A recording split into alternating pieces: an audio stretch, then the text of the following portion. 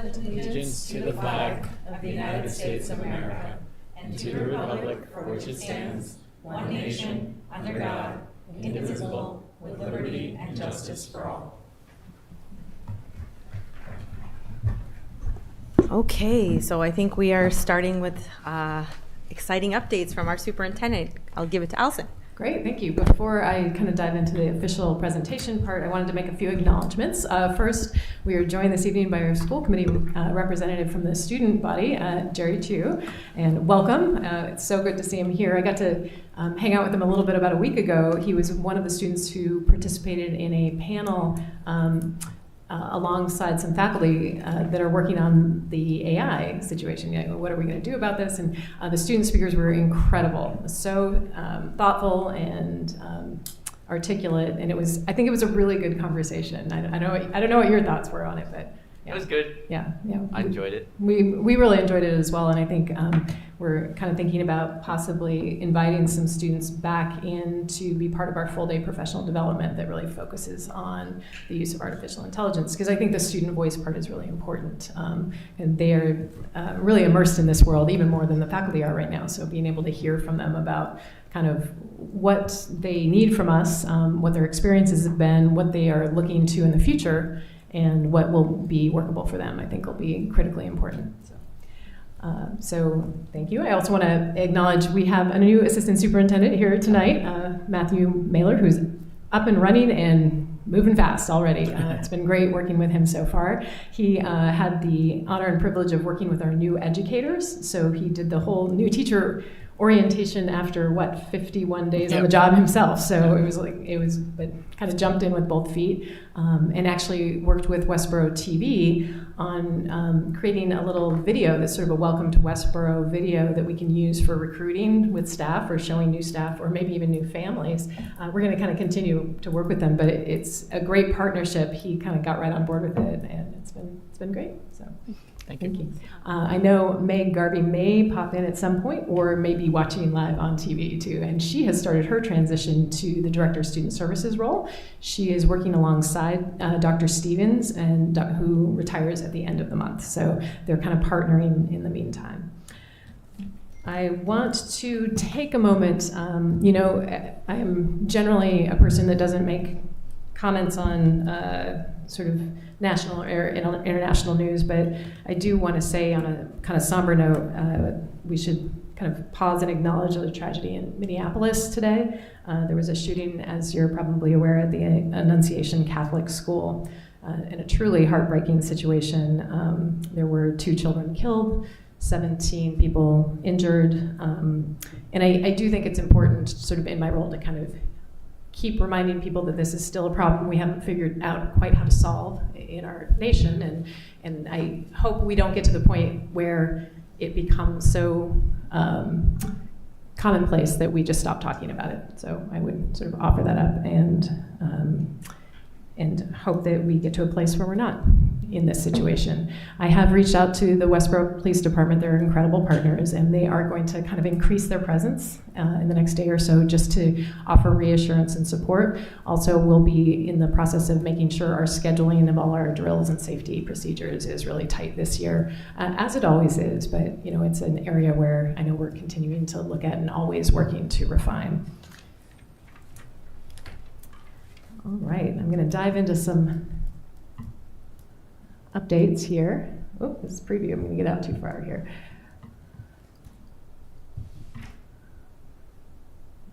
Okay. Have a clicker somewhere.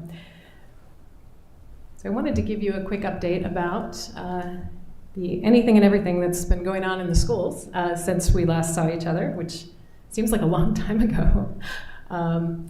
We had an incredibly busy summer. We had things that are very typical. We had programmatically programs for students, including extended school year and an academic program at Gibbons Middle School.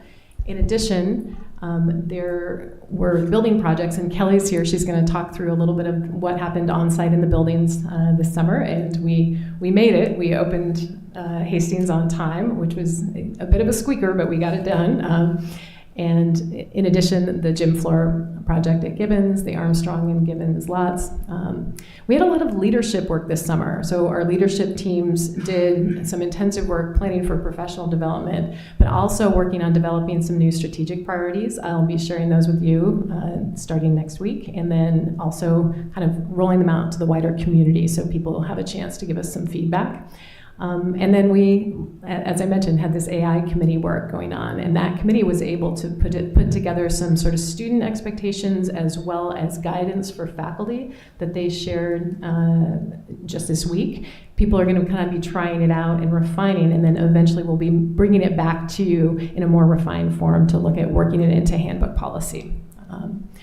A lot of administrative stuff going on this summer. Some of it pretty typical, but some not so much. So as you're aware, as a town, we transitioned to a new healthcare provider, and that came with some work for our HR department.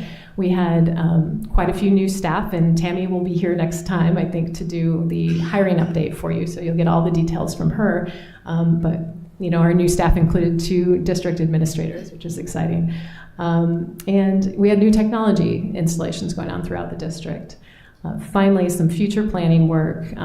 We started the work, and Anita's been a great partner in this in terms of developing requests for proposals for redistricting our K-3 districts. So not a radical redistricting, we're just looking to redraw our district boundaries so that we can kind of even out enrollment. As you are aware, we are under-enrolled at Fales compared to the other 2 schools. It's a beautiful new building. We want to make sure we really make the best possible use of it. And also preparing to transition to a new account structure for the budget, one that's in line with our expectations from the Department of Education, but will also make budgeting much easier for, I think, the community to follow and read. So a lot going on. Extended school year, I wanted to show a quick snapshot. We got a couple fun photos. We had 140 students total that attended over the approximately month or so that it ran. 25 classrooms, 4 buildings, 13 related service providers, 34 paraeducators, so a lot of staff involved. And one thing I want to point out that's important is we are able to run this program entirely with Westborough Public School staff, which makes a huge difference for our students. And it's also a sign of the dedication of the staff we have. So our educators really collaborate to support this program and offer effective support for kids who need that summer program to make sure that they don't have more significant learning loss. But it's also great for students who are maybe transitioning from one building to another or one program to another. They get to know staff, and it makes that transition better for them when they come back in the fall. So really great stuff from our special education department. Gibbons offered up a really innovative summer program this year. It's a smaller program, about 20 kids total, but it sort of combined credit recovery and enrichment. So kids who needed to make up a class because of performance, but also kids who just wanted to keep doing learning in the summer. And the approach was to make it a thematic, interdisciplinary, project-based approach. They had this Mission to Mars situation this year, and it integrated all the 4 core subjects. So your English language arts, mathematics, science, and social studies all get touched. And it was just a 3-week program, Monday through Thursdays. Based on this model, the high school is thinking of following suit for their credit recovery. Right now, they're doing that kind of on an individualized basis, but they really think this could be promising for kids too. So. And we have a lot that went on in buildings and grounds. Kelly's going to kind of get up and talk us through it quickly and then be here to answer questions if you have them. So, do you want the clicker, or do you want me to Vanna White it for you? Okay. Sure. Allison, 1 second. I think Yakub has. Oh, yes, sure. Yeah, I just have one question about the redistricting. Yes. Do you have some kind of a sketch of a plan? Like, when do you expect this to be actually implemented? Yeah, we would implement for the next fall.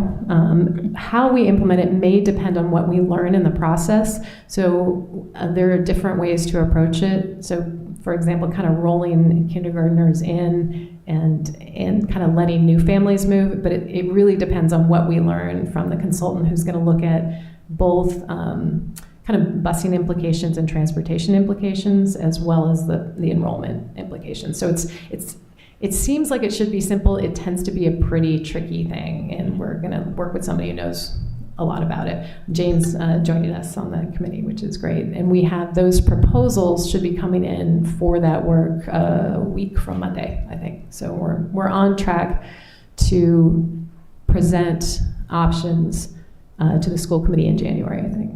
So, Thank you. you're welcome. All right. So this is just a. Kelly, can you just come to the center? We can't hear you. Thank you. So this is just a recap of what we accomplished for ADA last summer, which was the bubblers, some stairs, doors were taking off, then the 48 inches as far as ADA is concerned on all the heights. And that's basically what we got done last summer. And then going forward this summer, we did 17 bathrooms, renovated completely, plumbing, floors, ceilings, walls, everything, all fixtures. That was quite an undertaking for the time that we had, to be honest. And new petitions. Then we have the concrete pads in the back of the school in some of the other exterior doors, and then it came with the ADA ramps coming down too, so everything is ADA at this point. Classroom, millwork, painting, floors were done. A lot of projects within that maintenance. I'm gonna put a little thing out for Zach Balducci because he's been working very, very hard at Hastings to get everything going for the first day of school. And then painting, of course. We're going to be ongoing painting in the classrooms going forward. We have about 6 or 7 classrooms that did get fully painted, and that was with our maintenance. So we're just going to keep rolling with that as much as we can so that all the classrooms get painted. And just a reminder for folks who may be the viewing audience that the ADA project is triggered by a different project, so it's compliance under the Americans with Disabilities Act. So bringing the school up to code in all these different areas so that it's fully accessible for our students. And I have to say, I talked to the principal today. He was really excited about some of those changes, and a kindergarten teacher, in fact, who said, last year I had a student in my classroom who had a wheelchair who could not use the bathroom in the classroom, had to go kind of out of the classroom down the hall to a different bathroom.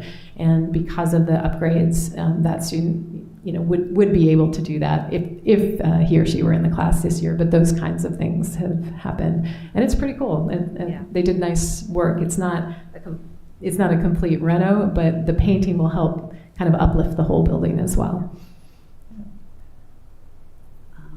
And then this is the Gibbons Middle School gym floor replacement. I'm so sorry, Kelly. Do you mind just coming? Sorry, Yeah, just is playing. it I just want to just- make sure everyone can hear. I'm sorry. Yeah. Thank you. So the gym floor replacement is in progress.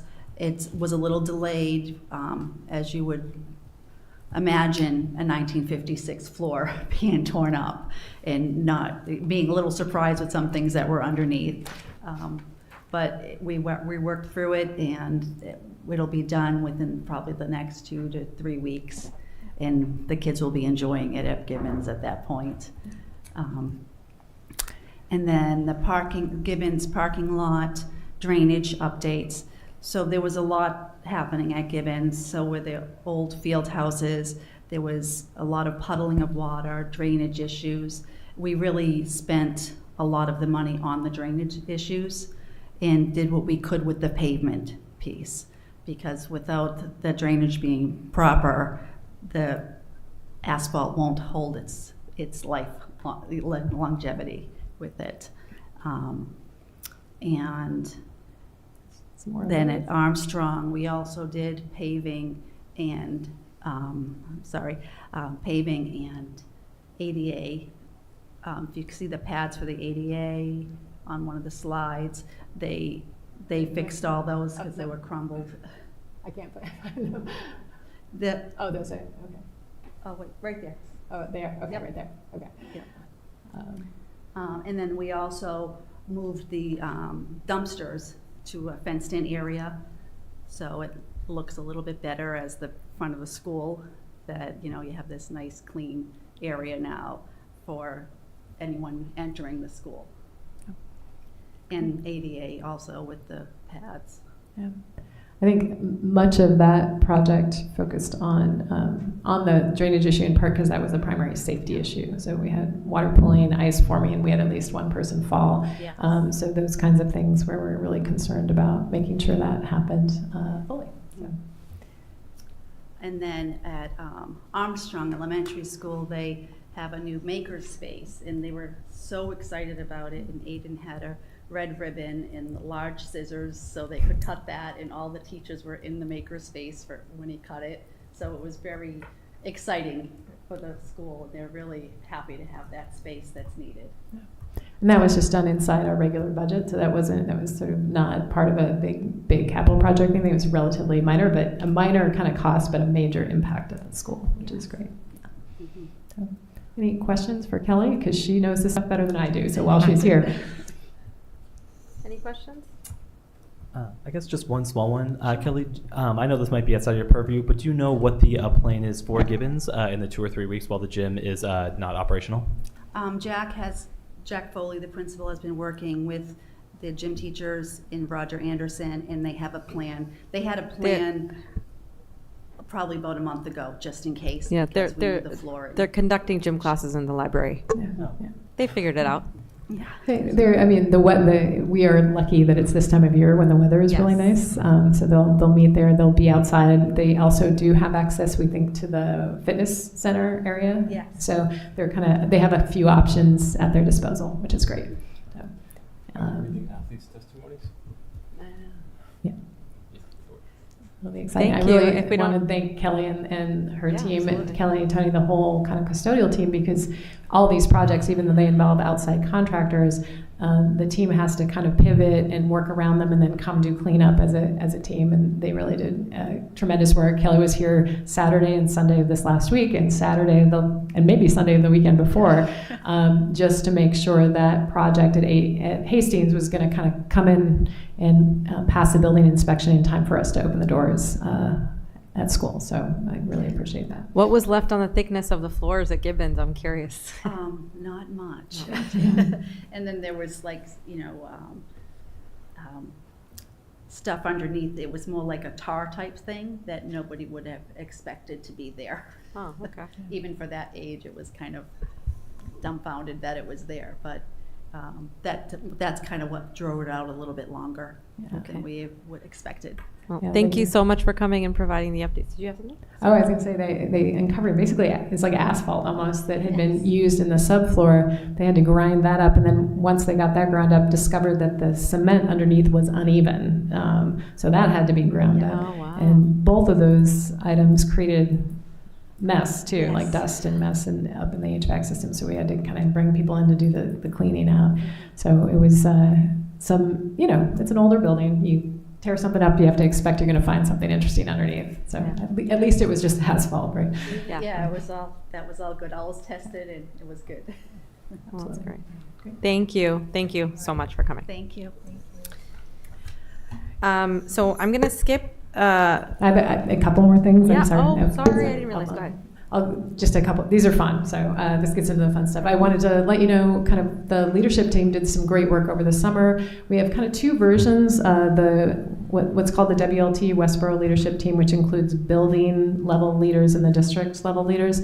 That's a core of about 25 people. And then there's a larger extended leadership team that also includes special education coordinators, curriculum coordinators, department heads, things like that. So those two groups did a lot of work this summer.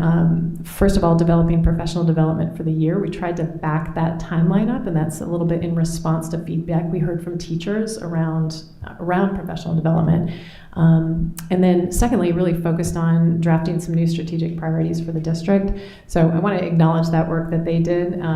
It was tremendous. They're a really incredible team, and I feel fortunate to be working with them.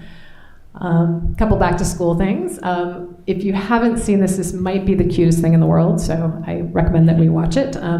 The K-3 schools partnered with Westborough TV to create kindergarten videos. And this is the one from Hastings. And the audio here isn't working through the system, so I basically just point the microphone at my computer. So we'll see how this goes. Hi, welcome to Hastings Elementary School, home of the Hastings Hawks. My name is Julia Degata, and I am your principal of this special school. We are so excited to welcome you and your family to kindergarten and our learning community. Here at Hastings, we use our Hastings Hearts to treat everyone with kindness and respect.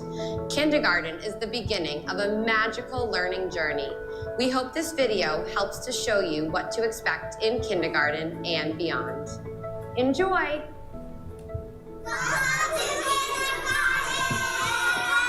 Good morning, kindergartners. Welcome to Hastings Elementary School. I'm going to tell you all about what it's like to be a student here. Here at Hastings, our school day officially starts at 8:50, but you can get dropped off starting at 8:35. A lot of students take the bus to school. The bus pulls up to the front of the building and teachers meet you outside and greet you. You may also get dropped off by your parents.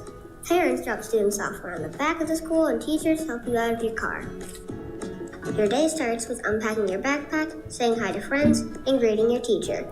At 8:50, the third graders lead the school in the morning announcements.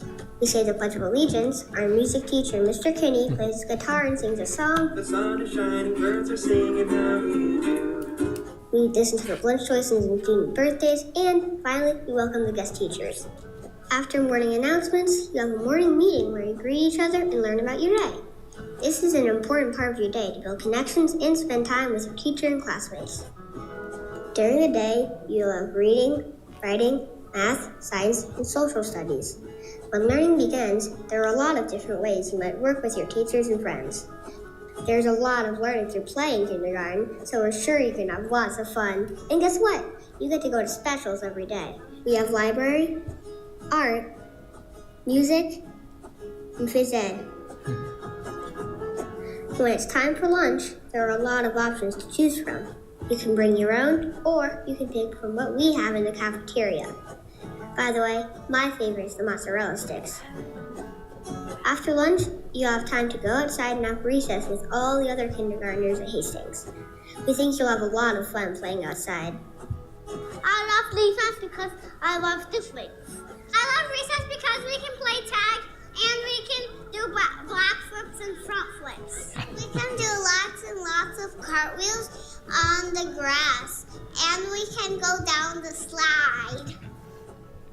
At the end of the day, you'll get to have a snack with your friends in your class and go outside to recess again.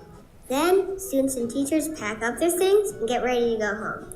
You'll have lots of help learning where to go, whether you go home on the bus, our parent pickup, or go to extended day in the cafeteria. Hastings also has lots of special events that happen throughout the year.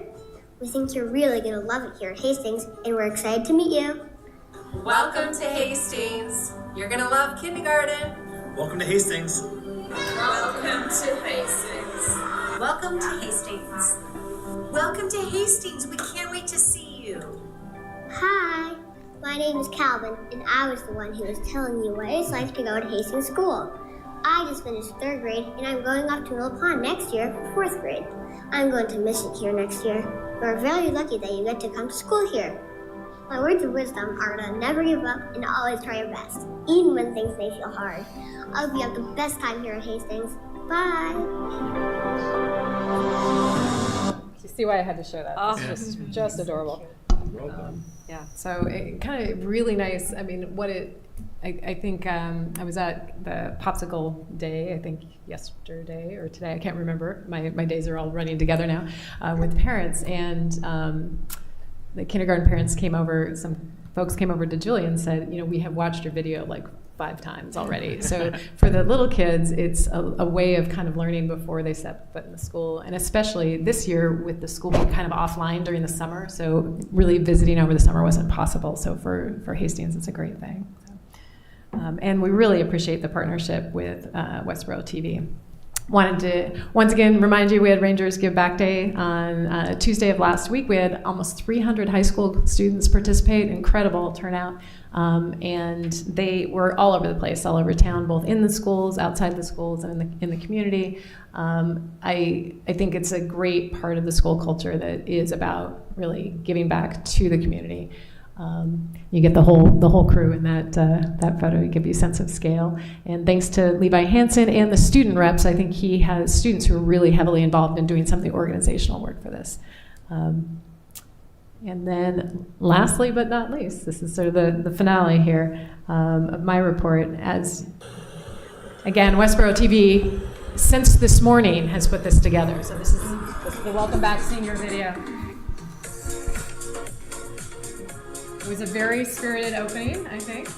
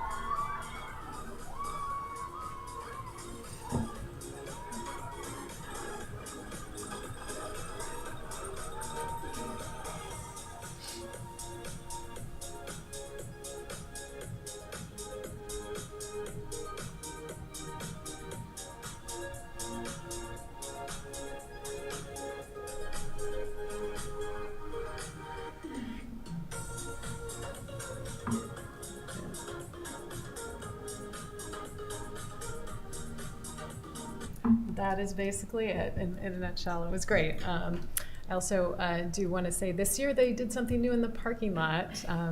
Do you want the parking spaces? Oh. Do you want to give what was that? It's new. It's brand new this year. It's kind of cool. So this year we had seniors basically paint their parking spots. So I think it was 50 seniors.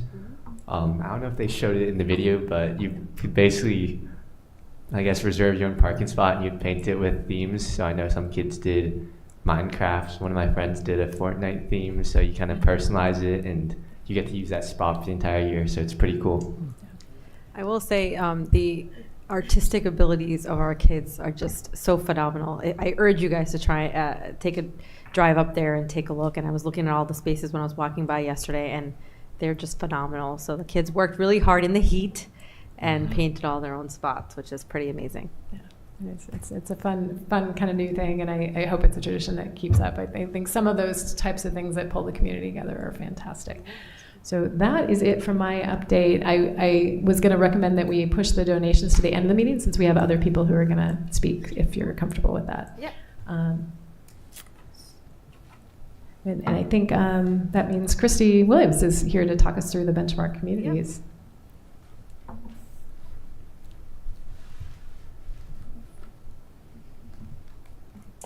Hi. It's hard to follow some of those videos. Those are so cute, and this is not nearly as you don't have any ears. Endearing. Yeah. So my name's Christy Williams. I'm the town manager. I don't think I've had the pleasure of meeting all of you before, but happy to be here to talk about the benchmark communities.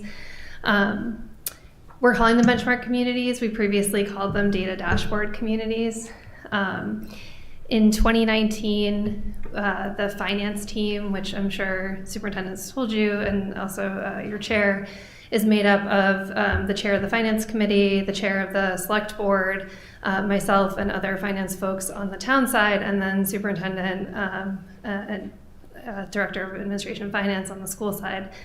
And so we meet monthly, and in 2019, there was a discussion about the need for us the town and school, to agree on a set of comparative communities, so that when we're looking at how we compare in budgets and other things at town meeting, that we're all speaking with one voice and are on the same page.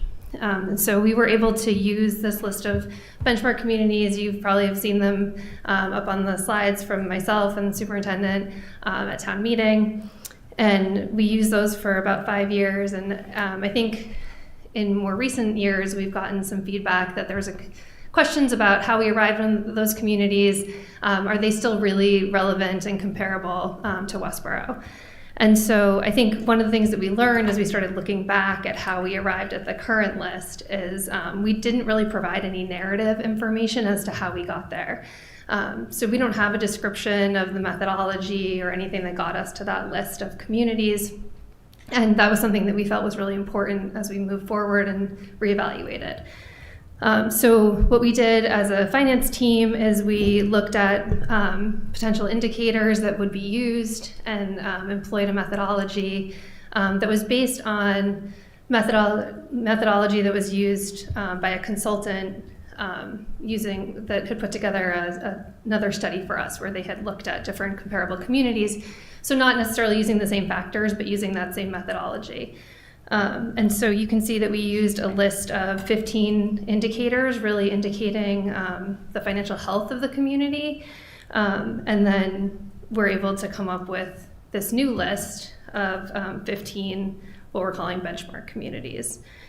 So where we started was we only looked at communities that were between 10,000 and 40,000. We felt like that was a reasonable range of populations. And then we applied what you'll see, which is Appendix A, which is all of the financial indicators and how they compared to Westborough. And then every community that was involved, we came up with a score. You can see on the front page that some of the indicators that we used were weighted more heavily. And that was really based on the discussion at the finance team about the importance of those indicators. One thing that we noted, we talked a lot about the importance of looking at our surrounding communities. And so we do, while they're not all on our list, we do note in here where their scores were because we want to be clear about why they're not being used as benchmark communities. So ultimately, out of 205 total possible points, we identified 15 communities that fell between 130 and 159 points. And then we talked about, one of the things that we also wanted to be clear about is how these communities might differ when we're looking at certain types of service within our community. So as an example, we looked at dispatch. So we wanted to be clear that when we're looking at maybe negotiating with our fire union or how much we spend on our fire budget, dispatch in Westborough is within our fire budget, whereas in most communities it exists within the police department. So really trying to put out there some narrative information to explain how we might be unique in certain ways so that as we're using these communities, we can be, folks can understand why they might not be specifically relevant to certain situations. And so that was sent around to all of our departments so that they could identify through our list of communities which ones might be sort of an outlier for their type of service. And then I think importantly, we also recommend that we use the similar methodology to reevaluate the list of communities on a 5-year cadence so that if there are major changes within the community, that we can update our list of benchmark communities. So our intention is to use this list as we go into the FY27 budget season. This has already been presented to the select board. They gave me feedback, which resulted in the document that you have in front of you. In 2019, there was no vote taken by any of the committees, meaning Finance Committee, School Committee, and Select Board in terms of their agreement to use these communities, but the Select Board felt that that was a really important part of this process. And so we're presenting them to you tonight and want to answer any questions. Select Board has not voted yet. They were hoping School Committee would take a look at this, ask your questions. It's going to go to Finance Committee as well, same thing. And then we would all sort of vote concurrence on this list. Okay, so I'll start with any questions people might have. Steve, do you have any questions on it?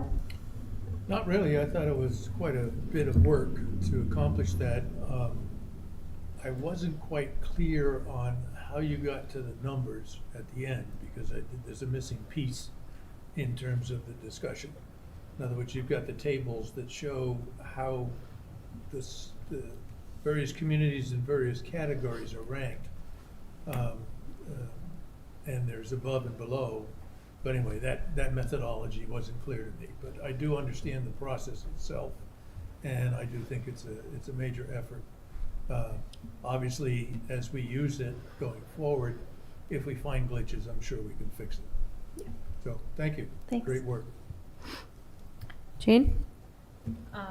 No questions, but I appreciate the outlining everything and how it was done. And then I really got in a rabbit hole on the revenue data bank. And that was, I mean, this was really comprehensive, so thank you. Great, thanks. Jakub? Hi, thank you very much for this. I'm thankful that the select board is responsive to the criticisms of the benchmark selection. We've heard it as well when we were comparing our performance to the other district, and we always use that list. So I'm very curious to see how are we going to compare to this new list. I haven't done this yet. Have you rerun some of the previous comparisons using this new list? We have not yet. Because I wonder if that will be helping us or not. In the sense, I mean, we'll make our town look worse or better, depending on the changes on the list.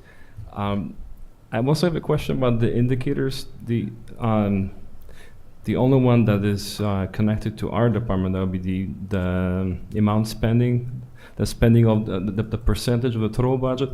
Mm-hmm. Did you also consider number of students in a district?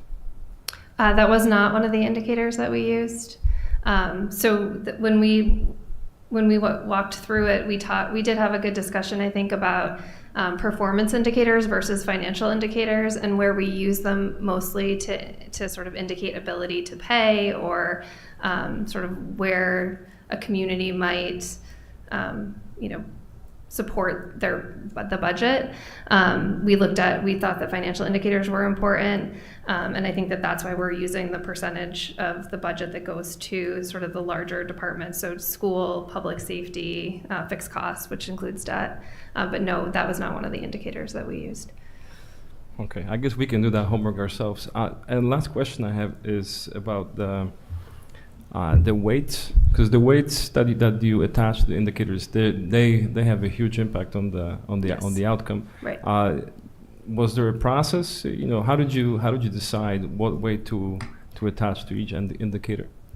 So again, we referred back to that initial methodology that we had found through the previous consultant's report, which used a weight range of about 5 to 20. And then we talked through which indicators we thought were more meaningful in terms of the use of these benchmarks. So it was really through discussion of what we thought was sort of most important. Just going back to your point about the number of students, so certainly we had school representation at the table, but I think if you're finding that, and I think to Mr. Droud's point, if you're finding that there's some unique outliers that we can, but we want to maintain this list potentially, we could add that to that outlier section as well. Thank you very much. I really appreciate how thorough and methodical you were about this, and thank you for bringing up this to us. Thank you. And I'll echo that. Thank you for the presentation. Similar to Jakub's questions, I understand how you're talking about how you got to some of these indicators, and then understand that's a discussion that's somewhat subjective. But could you just maybe tell us a little bit about maybe some of the discussion, what that might have looked like, and the logic about, say, putting something like the total percent of the education budget with 10 points, and something like percentage of state aid at 15? You're talking about the weight, why we chose the weight for that. I think one of the things that we wanted to do was we felt that when we're looking at where so everything starts with Westborough. So the indicators factor off of where Westborough sits on these different scales. And so we didn't want to put too much emphasis on the budget as it exists right now in terms of determining which communities were the most best compared to Westborough, because we've certainly made choices over the years about where we're putting where budgets are going, and we didn't want to sort of inflate that as let me back up. Because we have put the money into, because the town has made these decisions about the budget, We didn't want to weight that so highly that it didn't pull in. It's sort of recursive. Sorry, thank you. It's recursive. It kind of, if we weight that, then it influences the, right. The idea would sort of spiral inward on itself. I think that's the best way I can think of to say it. Right. So it's a lower weighted because it's something that we have control over, I guess, is probably the best way to say it. So because the community has control over where the budget goes and what services we're funding most highly, we think that's important because it speaks to what the community values. But there's also other factors that we think is more highly influenced, such as whether or not we have a split tax rate has more influence in terms of the town's ability to pay. Sorry that we got there. Sorry. And then my only other question would be, I'm not sure, did you take a look at all, like I'm assuming that you went through this very procedurally and that you started with, setting aside all of the weights and the different indicators and then just came up with a list. Did you by chance run any models, just changing some of the indicators, some of the weights slightly to see how sensitive it was, like if that dramatically changed the towns that were pulled? Yeah, so our finance director did use different weights to see if anything fell out like dramatically different, and we did talk about that in discussion. What made sense. I think through discussion we actually changed some of the weighting based on that modeling and what we thought was most important. Thank you. Do you think you guys have all had an opportunity enough to look at this in detail such that you're ready to vote on it? If we can possibly add information about potentially there are any outliers from the as far as the student body compared to the total population, then yes. So we could potentially make a motion. So essentially, I still think that this is the list is, we can make some tweaks if we need to make some tweaks, even if we were to vote for it. And what I mean to say is like adding it to the outlier list, like you mentioned earlier, or would you rather that it be a complete version and then we vote it? I think the way that it's drafted, if everyone's comfortable with the methodology and the indicators, the list wouldn't change. But I think if we feel like there needs to be some additional narrative around something that might be an outlier or something that is sort of popping as a problem, then we could add that to the narrative. Go ahead. I think it needs to be a living document, and what I mean by that is that as we work with it and we see its sensitivity, ultimately decisions that come out of using this are at town meeting. And so to the extent that that the system, let's say the school committee thinks that it's not representative of our need because a different recommendation from this tool, let's say, would be the driver for what the town meeting might vote.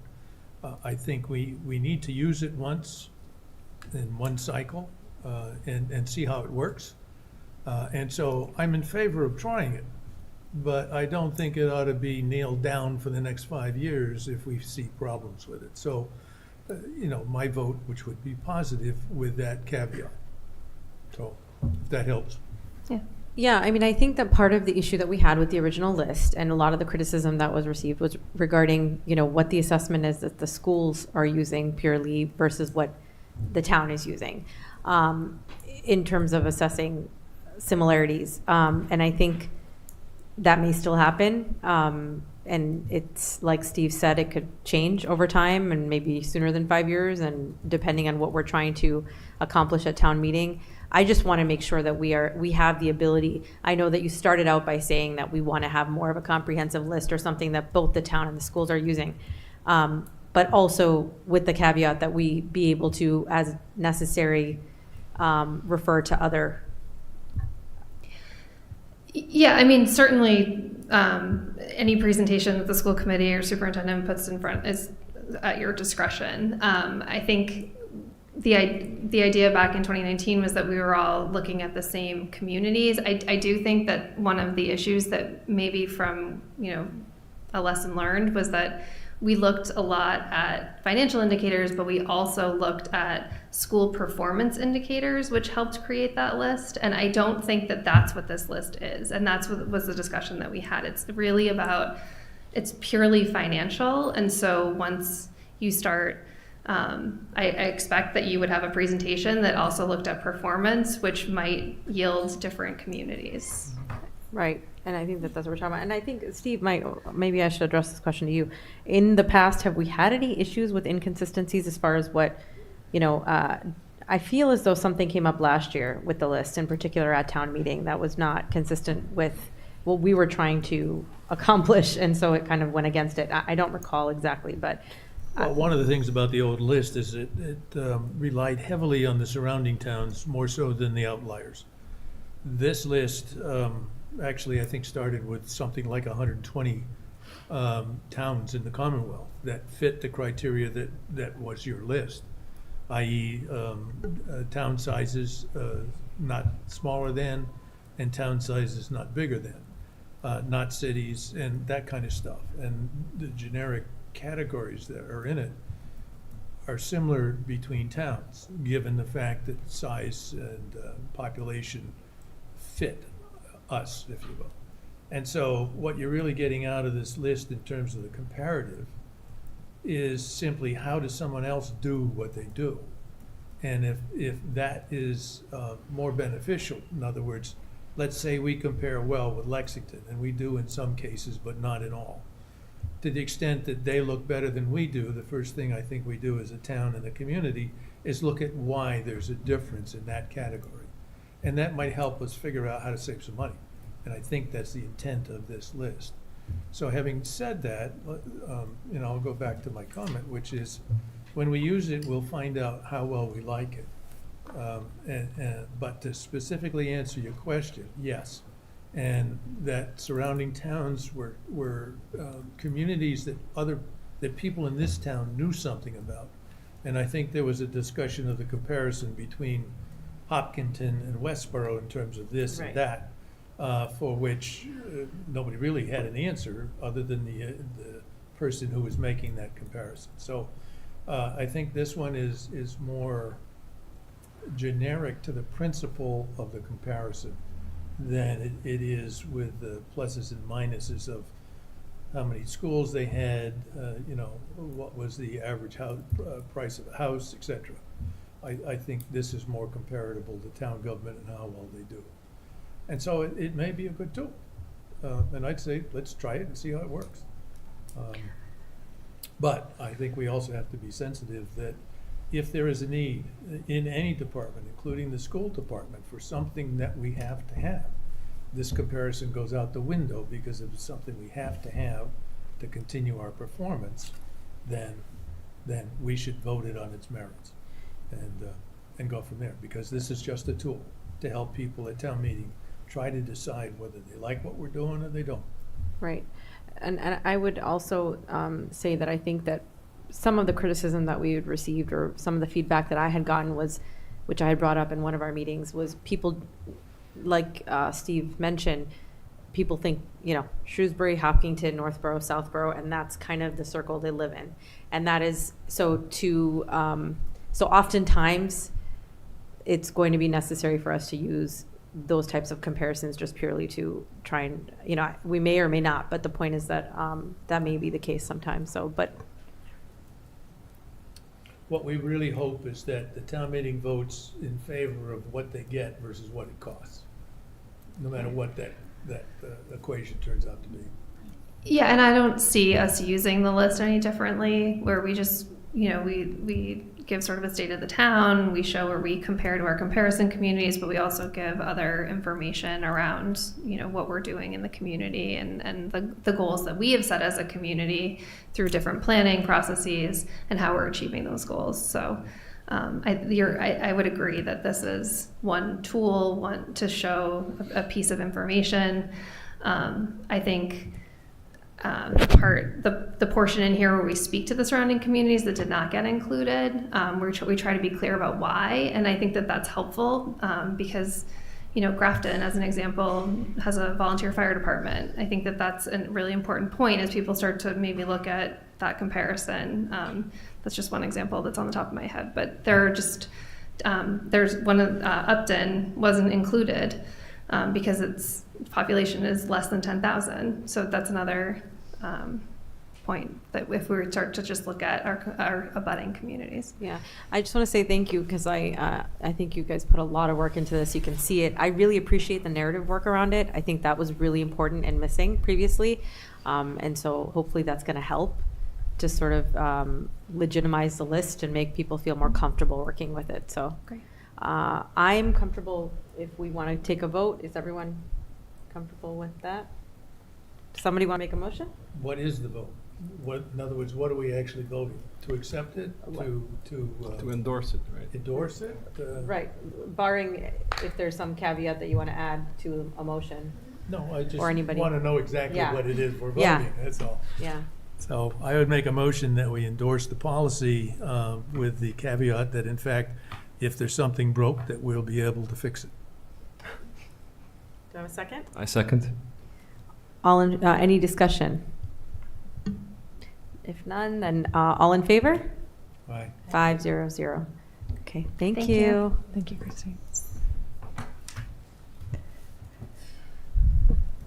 Okay, so next on the list, we have some representatives here from eBridge Montessori School for, right? That's next on here. Yes. yeah. I don't know who. Yeah, this is Jean Huang, who is the head of school and founder of the eBridge Montessori School, and she's the author of the letter asking your permission to kind of endorse the school, which is under a state regulation, and is just here to answer questions you might have about the school. Yeah. So, first of all, good evening. Thank you so much for reviewing our application, and I'm really happy to stand here to answer any questions. And also, certainly, I don't know if you all know a little bit about eBridge. I'll be happy to give you a brief kind of introduction about our school. I opened the eBridge Montessori School in 2005. So this this year we celebrated our 20th anniversary, and so for the past 20 years we have had the privilege to educate children in Westborough and the surrounding towns by providing an authentic and high quality Montessori education to young children. And actually, our school is fully recognized by AMI. AMI stands for Association Montessori International. That is the association that Dr. Montessori found to ensure the high quality of Montessori education. And in Massachusetts, there are only 4 Montessori schools have been recognized. So we are one of the 4 schools. And some of our families told us that they moved to Westborough because they want to be close to eBridge. So we're very happy to see that. And a lot of parents have been talking to us about continued children's education beyond kindergarten level. So that's why expanding to elementary program is a necessary and natural step to support those children and to meet those families' needs. And we have in the past some families, not just from Westborough, but also from the surrounding towns, join our elementary program. Actually, our elementary program started in 2010. On June 16th of 2010, there was a similar school committee meeting approved our school. And because of our building space issues, so at that time in 2014, we decided to put our elementary program on hold because we want to focus on the primary program at that time. So, and then as the school is growing, so last couple of years we would like to bring our elementary program back again to continue supporting those children. So as of now, our elementary program, we have about 11 students. It's still a very small program. And these children, actually, there's only one student from Westborough, and most of them are from like Hopkinton, Worcester, surrounding towns. I just want to, let you know also, one of our students actually is a national chess champion. and he actually represented Team USA to attend the 35th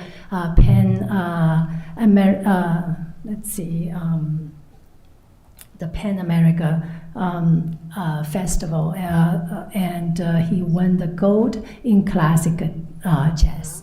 So he started in our program as a toddler, and now he's 8 years old, and he has been really benefited from the Montessori education. So as we grow, we certainly would love to collaborate and continue to support all the families in Westborough and the surrounding towns. And it's a wonderful opportunity for us to continue doing that. So I really appreciate if we can have this opportunity, and would like to happy to answer any questions that you may have. Sure. Thank you so much for coming. We appreciate it. Any questions? Steve, you want to start? Yeah, what would be the tuition in your school for your kids? Oh, I think our tuition is, that's not a question actually I think it's about like 18,500, something like that for a whole school year. It's Okay. very, yeah. I was just interested in order of magnitude because people are listening to this, to your presentation. Yes, sure. I'm sure they'd be interested to know. Of course. The yeah. second question is, do we have a responsibility as our school system to, I guess, provide tuition funds to them? Not tuition, but our impact. So there are two potential ways that private schools in town can impact the public schools. One is transportation. So if the school requested it, we may be required to provide transportation for a student who lives in town. So that is one way. The second is that there are federal grants that come to the schools. This kind of falls in Matt's bucket. There used to be. Yeah, well, there used to be. We're going to hope that we hold on to a few. So Title I, Title II grants, and when there are students from Westborough who attend any private school, actually, it's not just limited to in town, but we have to sort of proportionally siphon off parts of that if the school requests it. So we do outreach to the schools. We have this kind of process where we find the schools where the students are attending, see, do you want some portion of our Title II or Title I funding? Title I is to support students with more significant needs. Usually it's around income, language needs.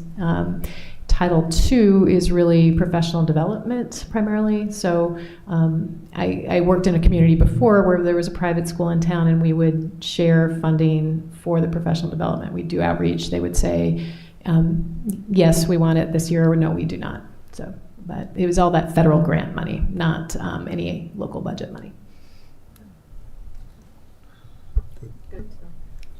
What do you project your enrollment, or what are you hoping to enroll? How many students? You have 11. Yeah, right now we have 11 students. I think in the next few years, I think we hope we can grow up to like maybe 20 or maximum probably 30. I don't think we're going to go beyond that. And yeah, it goes through which grade? What grade? It's from 1st grade to 6th grade. Yeah, it's as you probably know, Montessori is a mixed age group in the same environment, so we have the lower L and upper L together. Thank you. Sure. Yes. Hi, thank you for your presentation. I have a few questions. Is the operation of your program dependent on our vote in any way, or are you just seeking an endorsement? Well, based on the state regulation, I guess we do need the school committee's approval. I believe we got our approval in 2010. From our understanding is that the approval doesn't need to be every year, but since we're starting, so we want to get the approval from the school committee again. So are we approving now for 1 year, for 15 Forever. years? No, this is It's an approval. Yeah. Okay. Thank you. My other question is, I'm familiar with the positive discipline, and Montessori method. I think it's great. I was wondering if you ever reached out to the public schools about possible collaboration, maybe organizing a PD or sharing some of your ideas with our schools? Oh, I would love to. Yeah, we haven't had that opportunity yet, but in the past we did have some students who needed some special needs, like a speech therapist who come to our school to support those students, like early intervention and those students. So we have collaborated with many public schools in the area. So we would like to continue doing that. Okay, thank you very much. Sure. Tim? So I know you just said that it runs through 6th grade. So can you describe what happens to the students after 6th grade and how those transitions usually go? Sure, definitely. So typically Montessori students either move on to public schools or private schools. Many Montessori students, from what I know, although we didn't have any 6th grade yet, but I have, I'm actually also a board member of MSM. MSM stands for Montessori School of Massachusetts. So I have a lot of connection with other Montessori schools, and such as like a Shrewsbury Montessori School in our neighbor, and a lot of students have been very successful move on to either public school or private school. Actually, one of our students from eBridge, at the time when we didn't have an elementary program, he finished our kindergarten program and then moved on to Shrewsbury Montessori School and finished there. And then he went on to public school system. And last year he got admitted to MIT. Wow.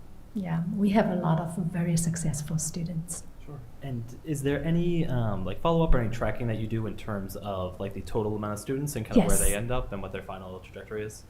You mean in terms of whole Montessori or in terms of our school? In terms of, I guess, graduating through K through 12 and what they end up doing after they graduate, if they do. You mean for overall Montessori or? For the students that you oversee. Oh, that's a very good question. Actually, last school year, since we had our 20th anniversary, we've been in touch with a lot of students who graduated from our school for the past 20 years. We have actually found a lot of them are doing so well. We actually had a ribbon cutting ceremony, and there are 2 students coming back. Both are attending Harvard University, and we have 1 student actually coming back to work in our summer program, and she's going to go to Dartmouth College, and another student going to University of Connecticut. So we have had it's really hard for us to keep track of everybody. We are trying to, but because of logistic, it's really hard to, but we do have some students we've been keeping in touch with, and we have a lot of students who are doing very well. Sure. Yeah. And I know that you said that currently there are about 11 students enrolled, and that you're hoping potentially in the future to have more. Is there any staffing ratios? Like, is there a number of staff that you have per student, or if you could just speak to that at all? Yeah, sure, of course. So right now we have 2 teachers in our elementary program. One of the teachers, actually, she has been working with us since 2011. So she's with us for more than 10 years. Actually, yeah, more than 10 years. So she used to be a primary teacher, and she has a master's degree in language and literature, and she has taken the Montessori AMI elementary training. So she's our lead teacher in the elementary program, and we also have another assistant teacher who's very talented in many different fields. Yeah, so we think it most likely will be these 2 teachers, and we also collaborate with the YMCA. They have been coming to our school to do PE, and our students also bus to YMCA every week to attend a PE class as well. We are also offering, like last school year, we're offering a chorus program to the students and a language program to students as well. So they are learning Spanish. I taught them Chinese 1 year. So we have been trying to provide as many extracurriculum as well. And also Montessori Elementary Cosmic Education is a wonderful program, and it does help, offers a big picture view to students to start out with the story of the universe, the story of the life, the coming of life, and mathematics and language. And so children get a very broad view in terms of how everything works together. So instead of diving right into each subject, and they are able to see the interrelationship between different subjects. And that help to inspire their interest and their curiosity. So our curriculum has been really supportive to children's development. And we also doing a lot of going out trips. So our children go to nature walks every week, and then we also go to different places. Like in the past, we go to senior centers to support seniors, and we also go to, like in the past, we've been to like a solar factory as children develop interest in different fields. Thank you. And then another question, and apologies, I should maybe know this more in and out, but Sure. in terms of like state regulation and what that looks like, is there any oversight by the state? Like, are there standardized tests that the students take similar to they would in Westborough public schools, or? Our children, typically private schools are not required to take all the standards test, but we do have our own standards in terms of our expectation, in terms of each grade, where they should be, and our teachers have very strict record-keeping system, and in terms of our curriculum, and we do observations and ongoing evaluations of each child to make sure they are in line with the curriculum. And then I guess just my final question, I know we were talking a little bit about tuition earlier, and so I just want to make sure I'm understanding correctly that there's no state money that gets put into the school. Is it, I just want to make sure that I'm understanding correctly that the tuition payments and everything that goes to upkeeping the school, paying teachers, everything like that, like it's a for-profit institution essentially? Yes. Yeah. Thank you. Sure, thank you. Thank you. So? Have you had, No, that's all right. I forgot. You need to have your comments too. No, Yeah, but I do have a comment yeah, after that. Sure. Have you previously, so till now you were just pre-K and KG, right? No, we start out at infant. Okay. We actually have infant all the way to now to elementary. Okay, and not so much, it may not be applicable given that you saying that you currently you only have, well, I don't know what the previous 20 years you're saying have been, but have you had any transportation needs for students in Westborough thus far, given you have? Well, we definitely have some families who expressed challenges in transportation. Okay. I know that this will be really helpful for them if the public school systems can support that. Okay. There will be some families who are in need of those of the transportation. I know that I understand like Shrewsbury district offers transportation by providing some fee. I don't know if our district can offer that or not. So that certainly is something that I hope that the school system can support. Are those for families that are considering enrollment or families that have been enrolled already? That you're saying that some families have expressed an interest or challenges around that. Is it some families who are considering yeah. enrollment? Okay. You're saying that your hope is to grow to about 20, right? Yeah. Is that dictated by the capacity, the current capacity of the place, or is it just is that what the capacity of your current space is? Yeah, mainly our space. Okay.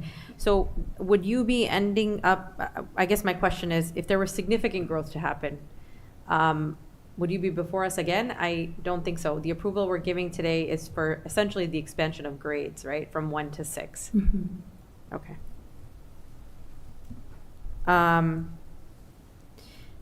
Have you had any public school PD? I mean, I know that this is sort of just, you've had you had infants and you've had KG, so it's probably not. But have you had any public school assistants besides, I think actually you did refer to some speech therapists and things like that, right? That came in? Yes. Yes. For how many students? It's hard to say. Maybe On average in a given year. last year, we had quite a few, but I don't think it's a lot. It's probably some of them are from different towns, not necessarily all from Westborough. I'm sorry, I can't give you a definite number. And just to clarify that, that's a requirement for the public schools for any private school anywhere. So that we do testing and provide services if those services aren't available. So that's wouldn't be a differential between this program here versus any other school anywhere. Sure. And I also understand that the Montessori concept is a very particular concept in the sense that, if we're talking about it competing with the public schools, I think it's a very different theory and way of teaching. So it's students and parents who really subscribe to that philosophy that would enroll their children anyways, right? I wouldn't say we're really competing. I think we provide an alternative choice for families who are in need because, every child is different. Sure. Every child, there are some children may be a very good fit for the public school system and some children maybe not. And we are providing a choice for families who might need a different And that's what I'm trying to highlight, that it's because of the philosophy around Montessori, the program, it's different from just a traditional private school in which you're just educating the kids, which is sort of parallels what we do. This is a specific type of theory, right? Mm-hmm. That's being, okay. All right, thank you. That's all I have for questions. I know Steve has some. Yeah, I'd like to hear your recommendation, Allison. I think, given the size of the school, I don't see a major financial impact, which would be one kind of consideration, that, we can imagine absorbing a handful of students for busing, and I think that's going to be not a long-term deal breaker on the school side. I do think Montessori is interesting. I was a product of early childhood Montessori myself, just coincidentally, and it is truly a very different approach than a public school approach. So I think I'm kind of a fan of having a range of school options out there in the universe where we can kind of learn from each other, and so I'd recommend approval, just based on that. The size and scale of the school is not such that I see it causing a major financial impact, which I think would be the board's main concern. Right. So my question around that is that, again, right now they're only seeking or hoping to grow to about 20. Right. But once they get an approval to go grades 1 through 6, which is what we're doing today essentially, right. We would have no control over that growth. No. Right. Also giving, just so you know that as I mentioned earlier, with these 11 children we have right now, only one from Westborough. Even if we grow up to 20, I don't know how many students will really be from Westborough. If they're not from Westborough, it's not Westborough's responsibility to offer any transportation or anything. Yeah, so I really don't think we're going to be a big kind of impact. No, I understand. I appreciate you coming and presenting. Can I just get one piece of clarification? I know we asked this, but do we have a clear answer as to Yakub's point, the requirement around the school committee approving this? Is it something that's required? And what is the impact? By state law. By state law, yes. For it to be operational. Any other school system that appears in a public school town comes before the school committee for approval. So essentially, if we did not give approval, they would not be able to operate. Correct. Yeah. And to that point, so are you waiting to currently start the this school year until we give final approval? Is that correct, or? Yes. So you are starting this year? We're starting this year. Yeah. Okay. Because as I mentioned, the school was approved 15 years ago. Sure. Long time ago. Yeah. So we thought that we are approved. So this time we are coming back since we having. We just want to That make sure. clears up any In conditional 2010. Questions about the prior approval. Obviously, we have no knowledge of what was approved and why, 10 years ago or 15 years ago. So this is a brand-new process as far as I'm concerned.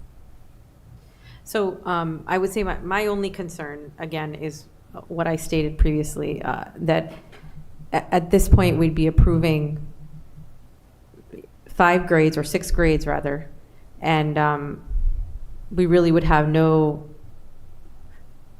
or if somebody does have some information about what the actual, I mean, we don't have any control over what that growth would look like. And I know it's a private school. That would be the only thing that I would be concerned about, but obviously the board can make that decision if somebody wants to make a motion or has any other questions or But comments. you could consider, between now and the next meeting, doing the research to answer those questions. What is our obligation under state law? What's the viability of their approval 15 years ago? All those things, so that in fact, when you vote it, you don't have questions. I also wouldn't want to, is this going to push out your operation then for the next, until we, Well, how we does did this? have students enrolled because, as I mentioned, we already have. We thought we were approved before. Sure. So this is going to be a huge impact to our operation. Okay. Could we make a provisional endorsement for the next 2 weeks until the next meeting, and then? I don't think that's fair. I think they need to know, yes, it's good, or no, it isn't, and I think to the extent that we need to know what the condition of approval Was in for them. 2010 was, and what the size of the project was, whether it was, K through 6. Steve, or whatever. what about if we put a conditional approval on numbers? So, I mean, a motion could be anything. but right, I mean, is think- that a Sure. possible option? Okay. I'm just saying that if in fact we want it, then we need to clear up the issues of what is it that we're now voting, or is the 2010 approval already in place? That's number one. Number two, saying they can't have K through 6, they could only have K through 3, or they could only operate with 6 people in there, and they want to do something different. I don't think you should do it piecemeal. You should either say yes or no to their request, but we should do it as quickly as possible. Yeah. Correct. I would also want to consult with legal on that. Like, I don't know if we actually have the ability to do anything more than a yes or no of the proposal, like whether we actually can control population, grade configuration, things like that. I think we hear the don't think you proposal. can. I don't think I suspect we can't, and I'd want to check the law on that. But so I think probably it's just a accept or not. But if there is a need for us to do some research on the 2010, if there's a sense that they have basically already been approved and are operating under that, and we can verify that, then there's no need for a further vote. Then we're done. So what are you saying? A provisional, you're saying? I'm saying you may not need to vote at all if they're, I think they've been operating on the sense that they had an approval in 2010 and just paused operations but didn't shut the school down. Right. So they're kind of operating on the basis of a prior approval. Coming forward is more of a, getting a gesture of support. That's that spirit interpretation. We'd have to just look back and see what the original proposal was to make sure, because I think that maybe has been lost in the archives of time a little bit. We'll have to go dig it back out. Yeah, I mean, the intention here, at least my intention is not to, interfere with what you are doing at this moment. I would never, you have enrollments, we're not looking to mess that up.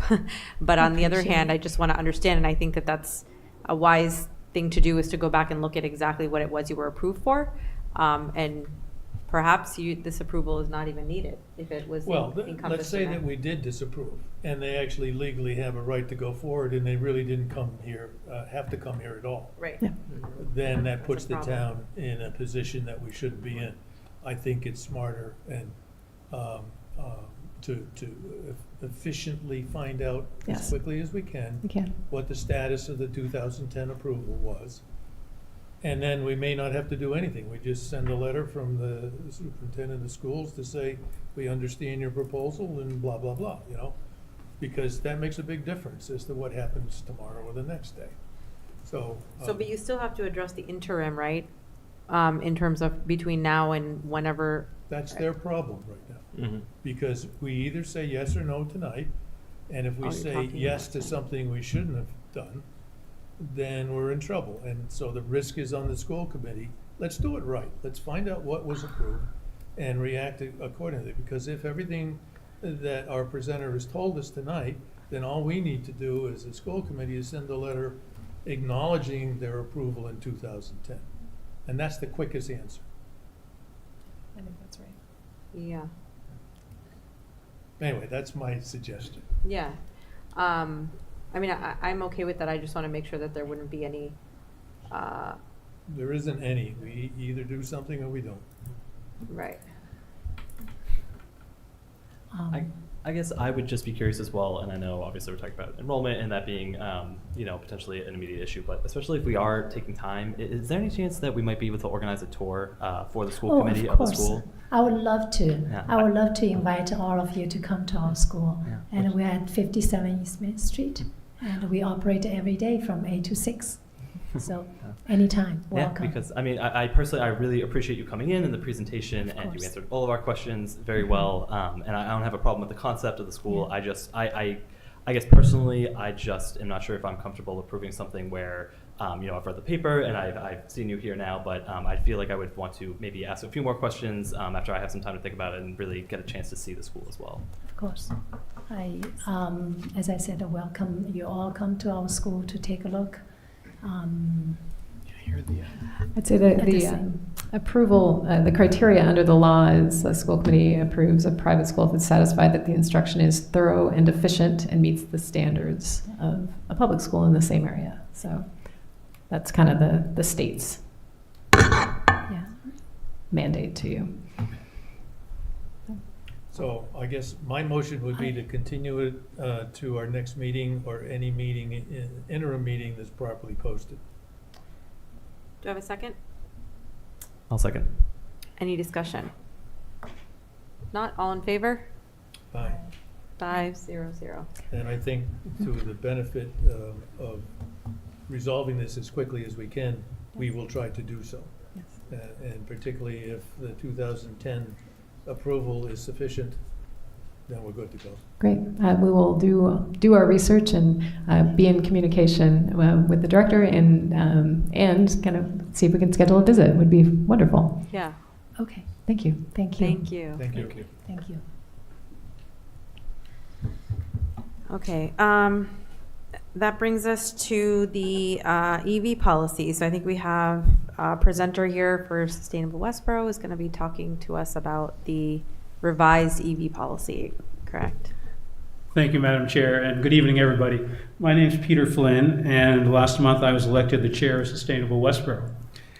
With me today is Jeff Levine, the vice chair and the leader on Sustainable Westborough for developing the proposed Zero Emissions Vehicle First Policy, also known as the ZEV First Policy, for which we're seeking school committee approval. By way of background, Sustainable Westborough is the committee in town government charged with advising all of town government on matters relating to the town's climate action plan. That plan provides for town government to strive to reduce greenhouse gas emissions in alignment with the Commonwealth's Clean Energy and Climate Plan for 2030 and the Commonwealth's ultimate goal of reducing greenhouse gas emissions to net zero by 2050. To assist municipalities in achieving these goals, the Commonwealth has established a Climate Leader Communities program and allocated money, $60 million over a 3-year period, reserved just for cities and towns who take the actions necessary to qualify as climate leader communities. Approval of the ZEV First policy that Mr. Levine is going to present today is one of the requirements to qualify as a climate leaders community. So I will now turn the microphone, with your permission, over to Mr. Levine, who has a brief slide presentation describing the proposed ZEV First policy. Jeff? Thanks, Peter. Good evening. I'm Jeff Levine. I am the recently elected Vice Chair of Sustainable Westborough. As Peter said, I'm here to talk to you today about the Zero Emission First Vehicle Policy. But before I can talk about that, I need to talk a little bit about green communities and the Climate Leader program. So if I could have the next slide, please. So Climate Leader is the next rung on the ladder towards an eco-friendly living community, which gives us lower carbon pollution. So currently we, Westborough, are members of the green communities, and we have received significant benefits via grant money over the last several years to the tune of $643,000 as members of the green communities.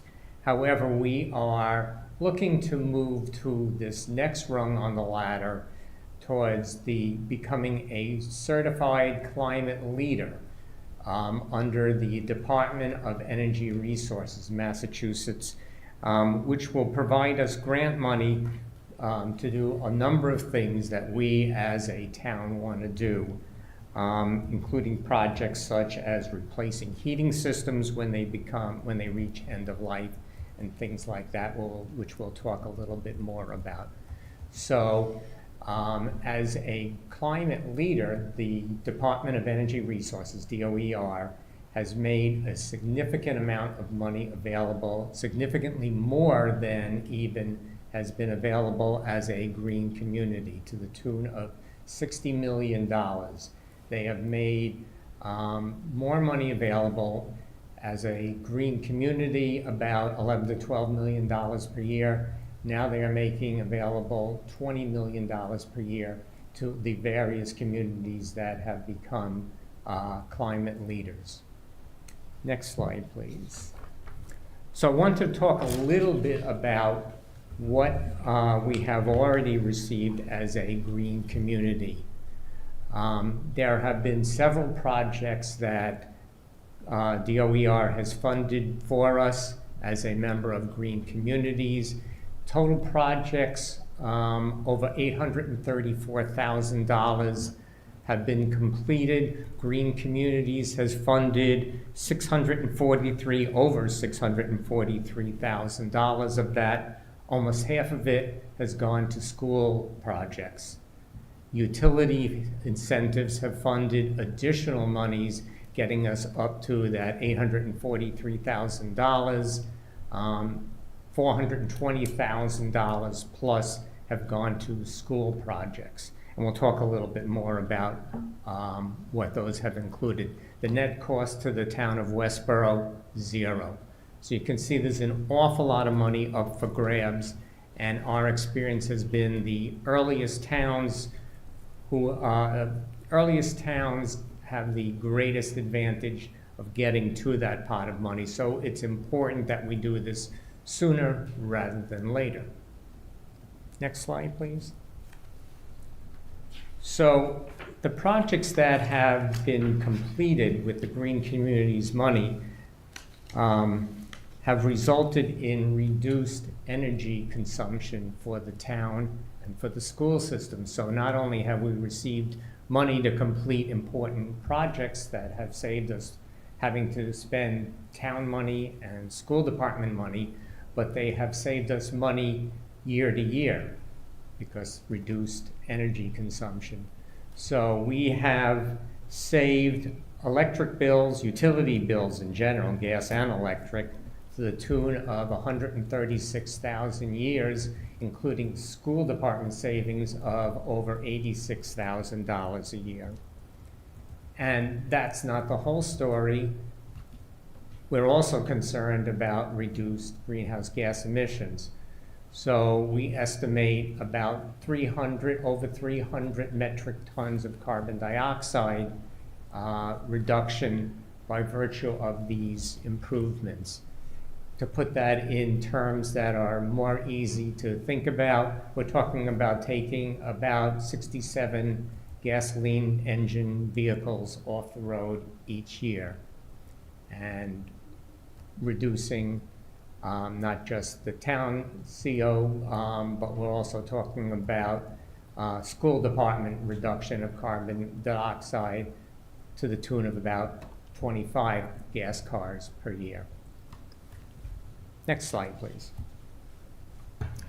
So just to give you an idea of some of the projects that have been completed with the Green Communities funding, weatherization projects across all the schools other than Fales, which was already completed with most of this kind of thing already done since it's such a new school, and LED light projects in Mill Pond and Armstrong. All of this funded by Green Communities funding. So, talked about the money that is going to be saved. Next slide. Okay. The policy itself.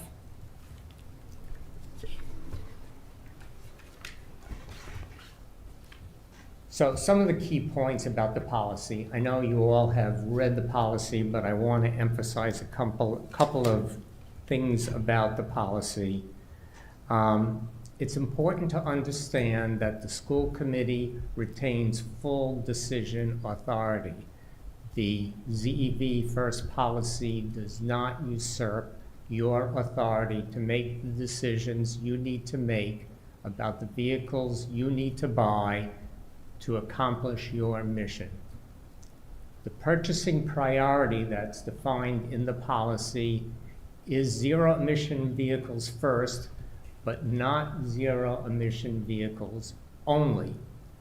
You retain the flexibility to choose the vehicles you need for your operational needs that are practical. And the words that I put in quotes are in quotes for a reason, and that's because those words are coming right out of the policy. The policy says you pick the vehicles you need to meet your operational needs. So I wanted to make sure you're convinced that is the case. So why do we want this policy? Well, as I said earlier, it's important, it's valuable to lower the greenhouse gases within the town of Westborough. It's healthier for us, it's healthier for our children. But it also makes available to us a very large pot of grant money to do the things we're going to be doing anyway. We're going to be replacing heating systems and things like that when they reach end of life. Why not have Department of Energy resources help us pay for it? $60 million pot of money that's up for grabs. Next slide, please. So some of the areas of the policy I just want to highlight. So first of all, the policy is required to cover municipal as well as school vehicles. It requires that we update our inventory of vehicles annually, something we do anyway. As I said earlier, it does say that we need to consider battery electric vehicle as our first choice when replacing end-of-life vehicles, followed by a plug-in hybrid. If that doesn't work, a hybrid. If that doesn't work for us, a standard internal combustion engine vehicle. It talks about exceptions. So it does allow us to make exceptions. You as a school committee and the town to make exceptions when none of those vehicles work for you. It says you write a justification memo and keep it on file if the vehicle you choose is not a battery electric vehicle. There is a process.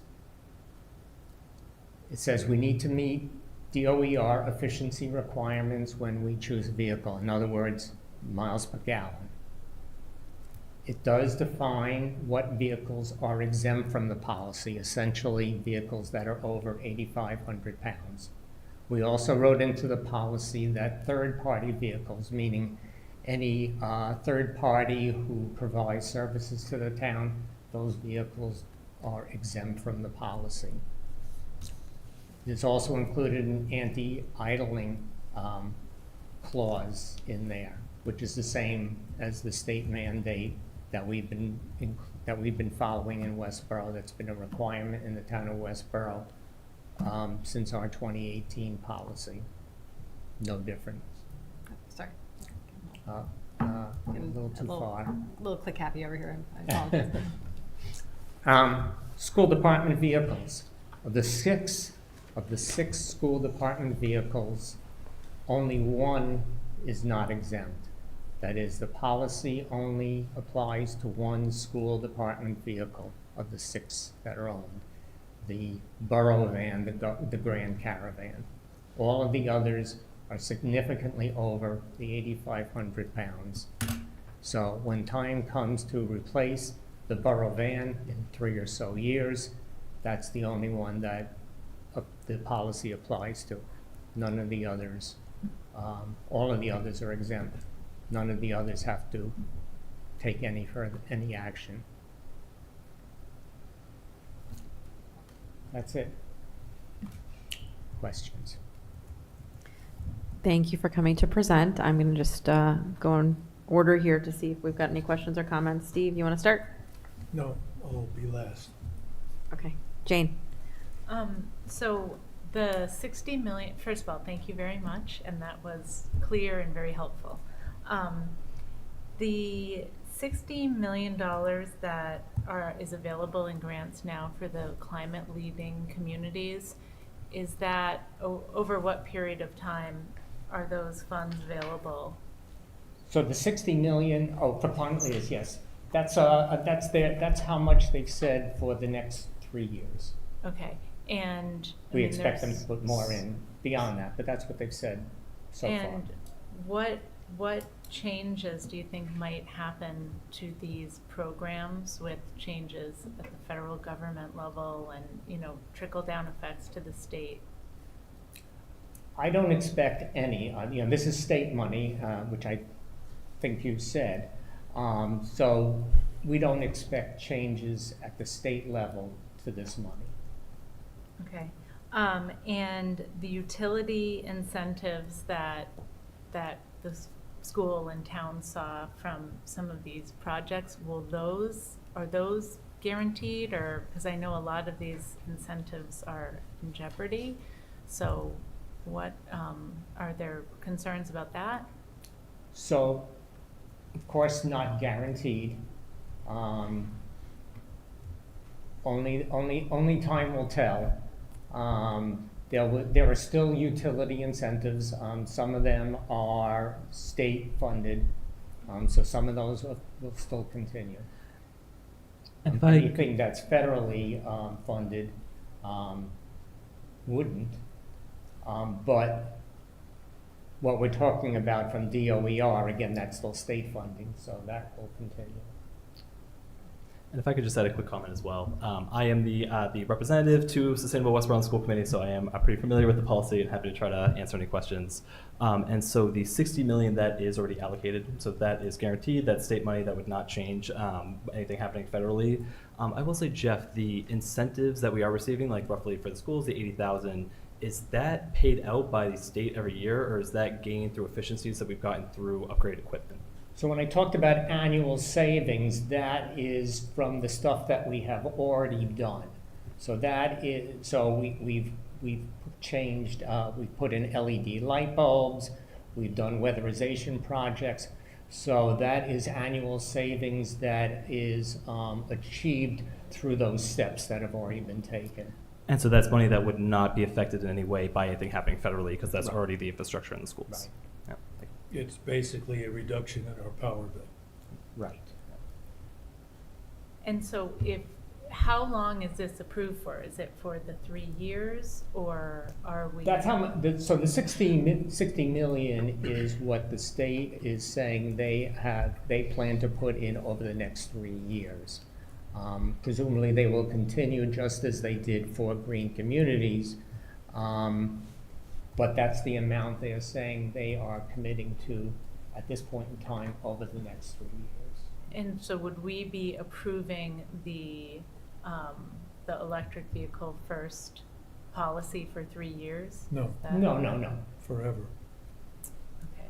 Right. So that's the carrot. So the state is saying, we want to reduce greenhouse gases.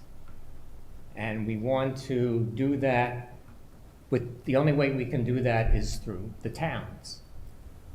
We want your help, and one of the things they want you to do is create a zero-emission vehicle policy.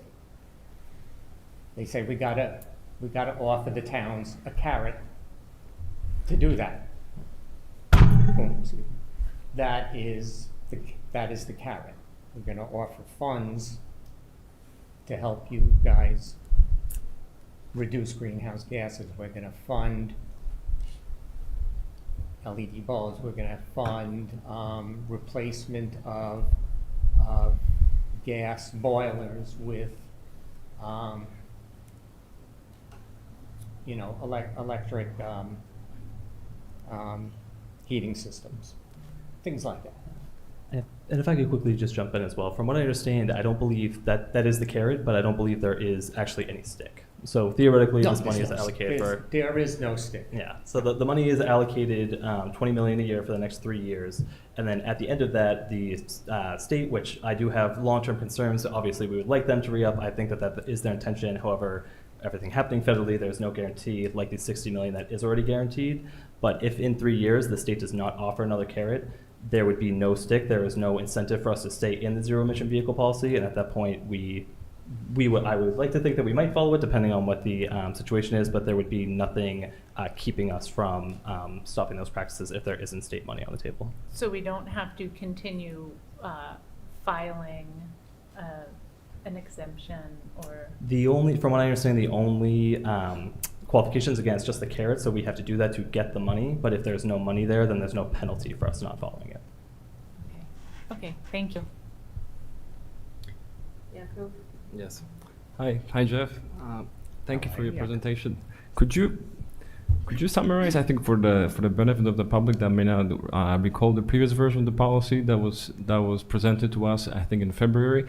What has changed between that version and this version? Yes. Good question.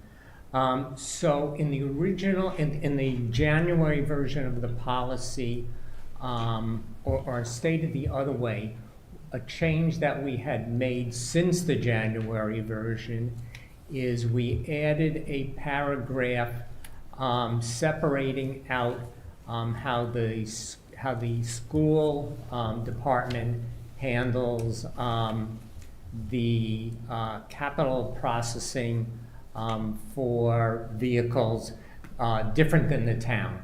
It was pointed out to us that the school department does not follow the exact same process as the town does.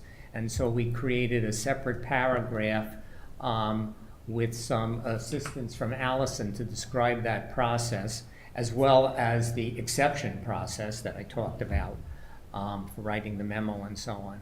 So that is essentially the change since the January version. I'm glad you brought that up. Thank you, Jakob. Thank you. So unfortunately, I'm not convinced that the money is secured. I mean, 3 weeks ago, on August 8th, the current administration published a Protecting American Energy from State Overreach executive order that the stipulation is that the administration might dismantle existing programs. Are you certain that this money is secure and it's not going to be impacted by this executive order? Yes. Executive orders from the federal government have no impact on the states. That's not what I'm reading, but okay. And I will just chime in quickly. From what I understand, this money has been set aside at state, it is completely separate from federal, and it has already been set aside in 2024 with tax revenue. And so this is guaranteed money that will not be going away. Okay, that's good to hear. I'm still not comfortable with the DOER criterion 4 that's subject to change, but I understand that we can revisit the policy, we can revoke this policy if we decide that the changes to the criterion 4 are not beneficial for this board? Certainly, we can decide that we no longer want to participate. We can rewrite the policy. If criterion 4 were to change in any significant way, we wouldn't be the only town to take exception. If there was some drastic change, there are a couple of hundred communities within the state of Massachusetts that would take exception as well. So we don't stand alone. So we work with a lot of other communities within the state, and we speak with the voice of more than one town, and it has happened. So there was an issue earlier with police cruises, and DOER changed their approach because the town spoke together. So yes, there's lots of opportunities to take exception if we're not happy with if they were to make a change in criterion 4. Okay, thank you. I have a couple more questions. So, I'd like to understand. My biggest concern with approving this policy is how it will impact our budget planning. Of course. And if we ever get to a position where we have to reduce some services, educational services, because we have to have enough money in the budget for the vehicle that follows this policy. So first, I guess I have a question to Allison about what's the current procurement process, without this policy in place, and then how would this policy change that? So I think there are kind of two possible ways we might go through purchasing for a vehicle. We have tended to kind of not go through the capital project because often our vehicles are vehicles we can fund out of revolving accounts. For example, things that, food service that are, if we transport food in it, we can buy it out of food service account, things like that. So, and in terms of the actual process for procurement, Anita can speak a little bit more to that, I think. Yeah, so right now, if we were to buy a vehicle, we would, depending on the purchase amount, we would have to get 3 quotes if their car was under $100,000. Could you repeat the last part? Yep. If the purchase price was over under $100,000, we would just have to get 3 quotes for it. So then after that, would this still have to go in front of the Capital Expenditures Planning Committee for approval, or no? Not if we paid for it out of our budget.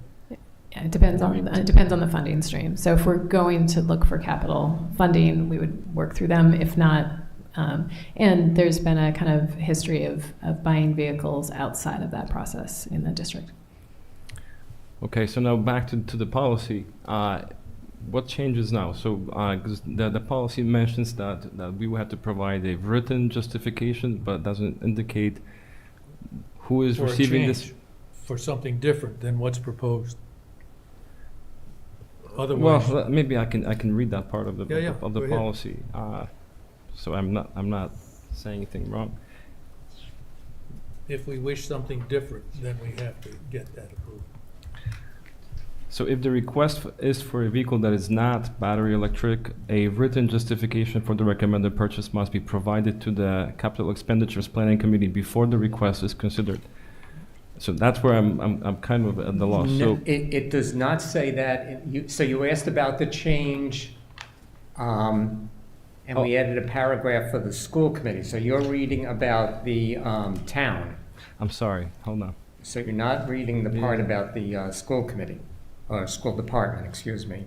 Okay, there it goes. Yeah, the school committee shall vote to determine which vehicles shall be purchased and file written justification if the vehicle is not battery electric. So That's it. where is this justification going? You just keep it on file. Keep it with your records. I see. So nobody has to approve it? No. That simple. So if anybody, DOER, anyone wants to check whether we're following our process, you've got a memo on file that says you followed the process. So what happens if the DOER determines that the justification is not sufficient? It is sufficient. You followed our process. They approved our process, and you followed it. You've signed the ZEV policy, presumably.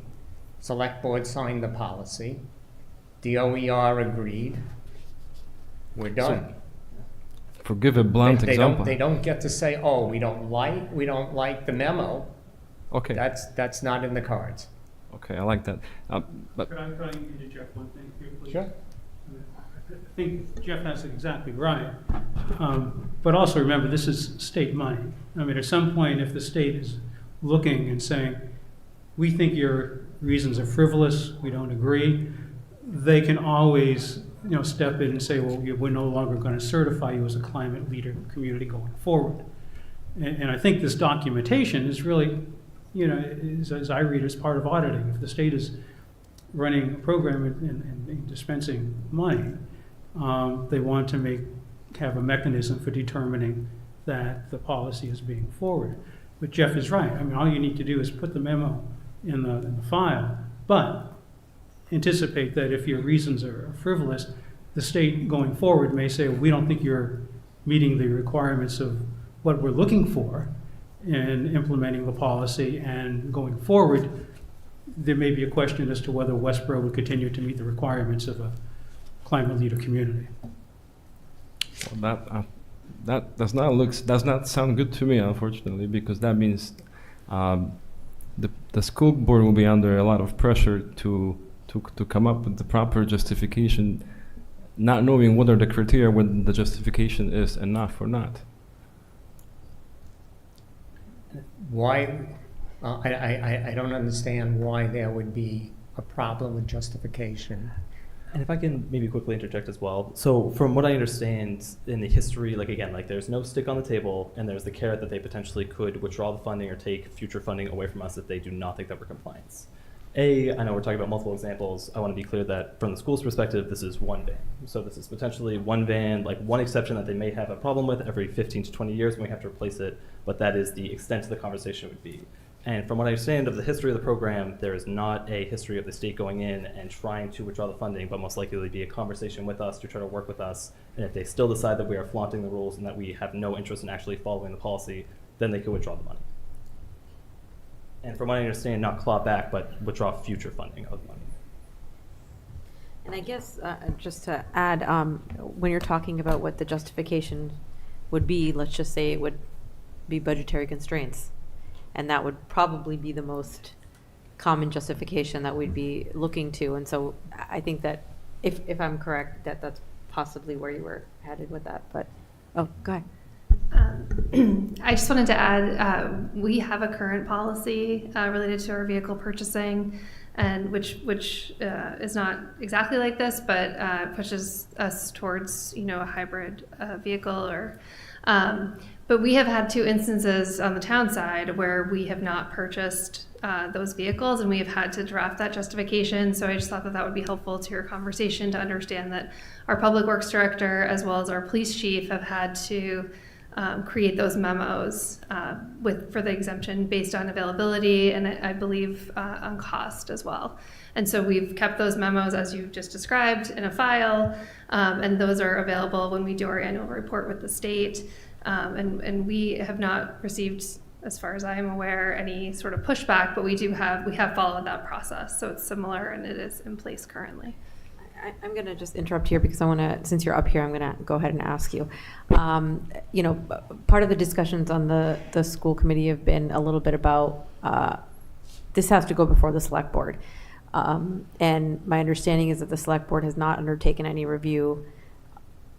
They even had one pass at it yet. I'm not sure if they've looked at it at all. And as I would see it, the larger impact is on the town side of this. So we're trying to understand a little bit, or at least I'm trying to understand too, if there's some hesitation or what the reason is that the select board hasn't undertaken that review yet.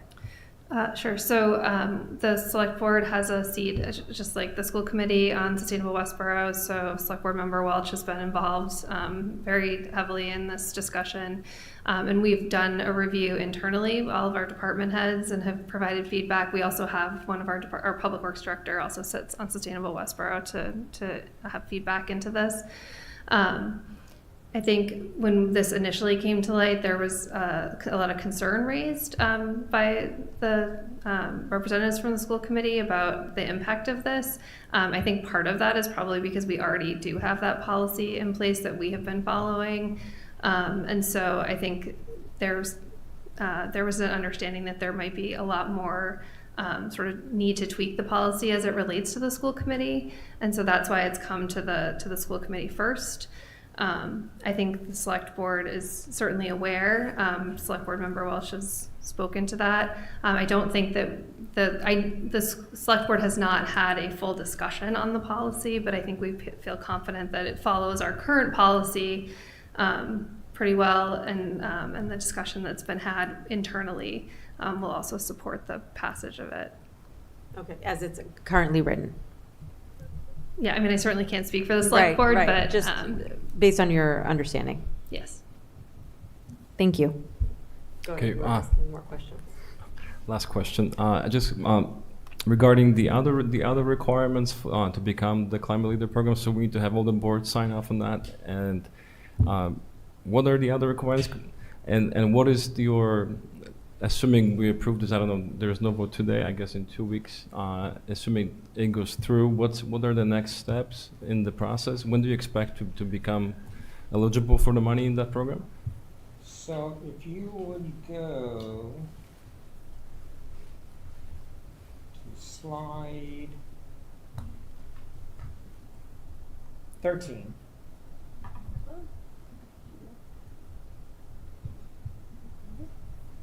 So those are the other requirements that you asked about.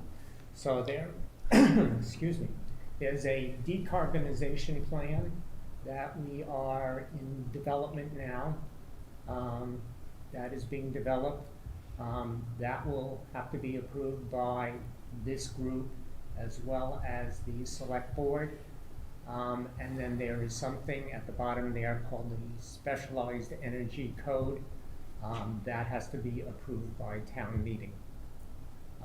And that is under development as well.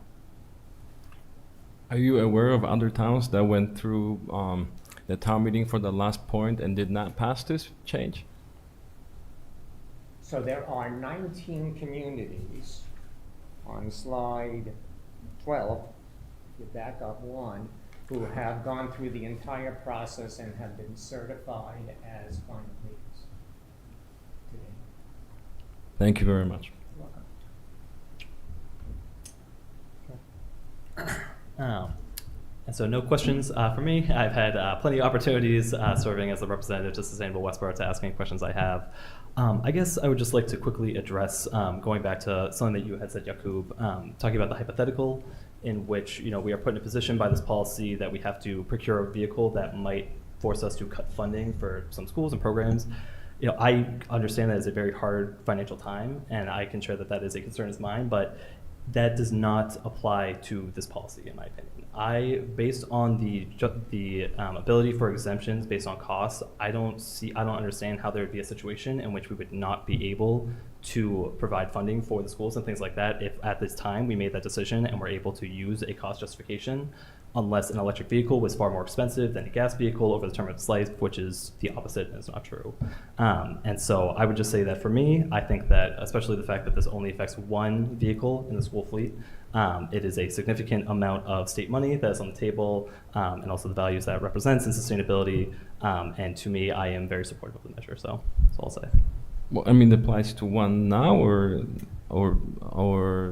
it applies to one now, but when I was looking over some of the meetings for this conversation, there was actually discussion of upgrading that van to have more capabilities, which would mean that there would be no vehicles under it. So it's possible that we procure another additional vehicle, but it seems equally possible that this ends up applying to no school vehicles. So.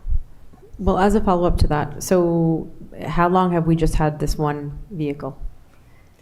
all of them, long time. Long time. And in fact, this is I believe we're sitting on some grant funding that we got thanks to Senator Moore around replacement, but we've been just sort of trying to find the right vehicle to do that. And again, to Tim's point, we're looking for something that's got a little more capacity, so it may actually exceed the weight limit by the time we end up buying that. So, but my question is, in terms of vehicles that serve that purpose or similar purposes in town, or for the schools, have we always just had like about one extra vehicle like that, or do we? We started off with one, and now we have 6 vehicles that serve different purposes. Right, Okay, right. So our fleet is growing, slowly, but it's growing. To answer your question, I think on average, these are 12 years old, and they're getting to the point where they need to be replaced. Right. And so, action on this, I think, is important. And so I'll leave it at that, but I do have comments. Okay, I'm going to go ahead and let you make your comments. I would say one thing to that is just that I can definitely see with our interest in expanding enrollment at the borough, and a possibility of adding a vehicle at some point in the not too distant future. I don't think that's out of the realm of possibility. So within the next 3 to 5 years, certainly. So it's just okay. So my concerns about this issue is the impact on the school department and the school budget and what the town meeting has to vote. As was brought up earlier, our first goal is a responsibility for the students in the school system, and to do so at the least cost for the town meeting. To the extent that has always been an issue, that the autonomy of the school department and school committee exists in the Commonwealth because of that need and concern. And so if you read Mass General laws, there are 4 things that we are supposed to do as a school committee. We are supposed to maintain schools and our school property. That makes us the responsible agency relative to the work on school property. We are supposed to take care of our equipment and the buildings, as I mentioned. We also approve the curriculum of the school system with the support of the staff, and also be subject to the requirements of the Department of Education. The most important thing that's listed as our requirement is the school budget. And we are autonomous relative to presenting the school budget before the town meeting for its vote. And we suffer the consequences of a poorly delivered presentation, or for information that's not factual, or for that matter, things that are more expensive than they need to be. And so in our budget process, it has been my membership on this committee to be cognizant of what our opportunities are to save money and also meet the general needs of the community. So I'll state right now that it's time for us, the school committee, to compromise with the rest of the town to figure out how we can get the plum that the town's looking for, because as has been discussed, the consequences to the school committee in the current policy are very small. And I would then say that we need to define within this document the town, which is not us, based on what I just said, and the school department specifically, because the question came up earlier, what does this mean? How does it apply? This is not clear in that sense. This document needs to be clear as to what our responsibilities and roles are. And I would argue that it's our responsibility to maintain our autonomy to the extent that the town gave it to us, that the Commonwealth under general law has given it to us, so that in fact we can do our job and then the rest of the town can do its job.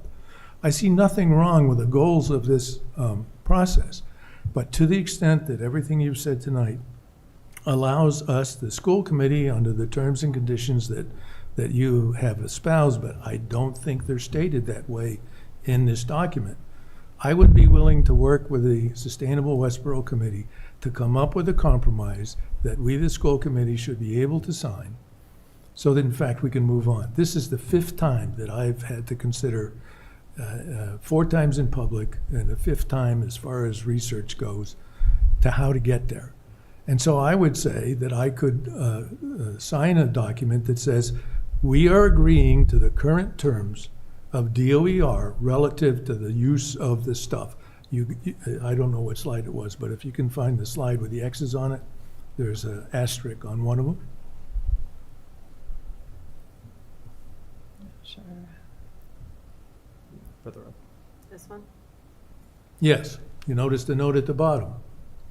That is the current regulations by DOER. They could change it tomorrow, and then every vehicle we have and every new vehicle we would buy would be subject to that. And we're talking differences of tens of thousands of dollars. And if that comes out of the town budget, out of the school budget, that's a big whack in terms of other things that we have to give up. And so I would like this process, to the extent that we can make it so, be dollar neutral relative to the school budget.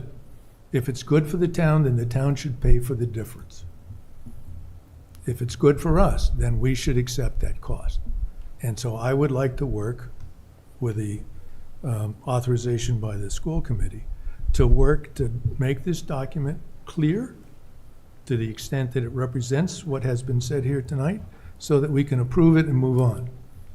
You know, if you divide the 60 million by 20 towns, I'll use 20 because it's easier on the math, that's $3 million that we might benefit over 3 years. That's a lot of money for sure, but it isn't going to come to the school department. So we have an opportunity, I think, to work on this document, make it work for both sides of the town, and to move on. I would say that the big ringer in this thing, and that's the reason for this 8,500 pound limit, is if we have to buy electric school buses under any program that DOER asks, we have not the first cost, because the government was going to give us the first cost for school buses. But in order to continually to renew the fleet, every 3 years we would have to buy a vehicle which would cost the town $1.5 million on top of everything else we do. And that we cannot sustain. So I would say that the limit on what I would think that the school committee could approve is this document based on the current DOER regulations. And then if we need to change it because they changed the rules, then we have a right to revisit the document. And I guess, and if I could just quickly jump in, I guess my perspective is that I do understand the concern, but I think that there has been a lengthy amount of time in which we have had the back and forth, and that specifically a provision was added to this round to, again, specifically to address some of those concerns and those issues to make sure that we retain the autonomy. We don't, not in the way this works. But I do. You want me to read the headline, the various ideas and comments where it doesn't work? Sure.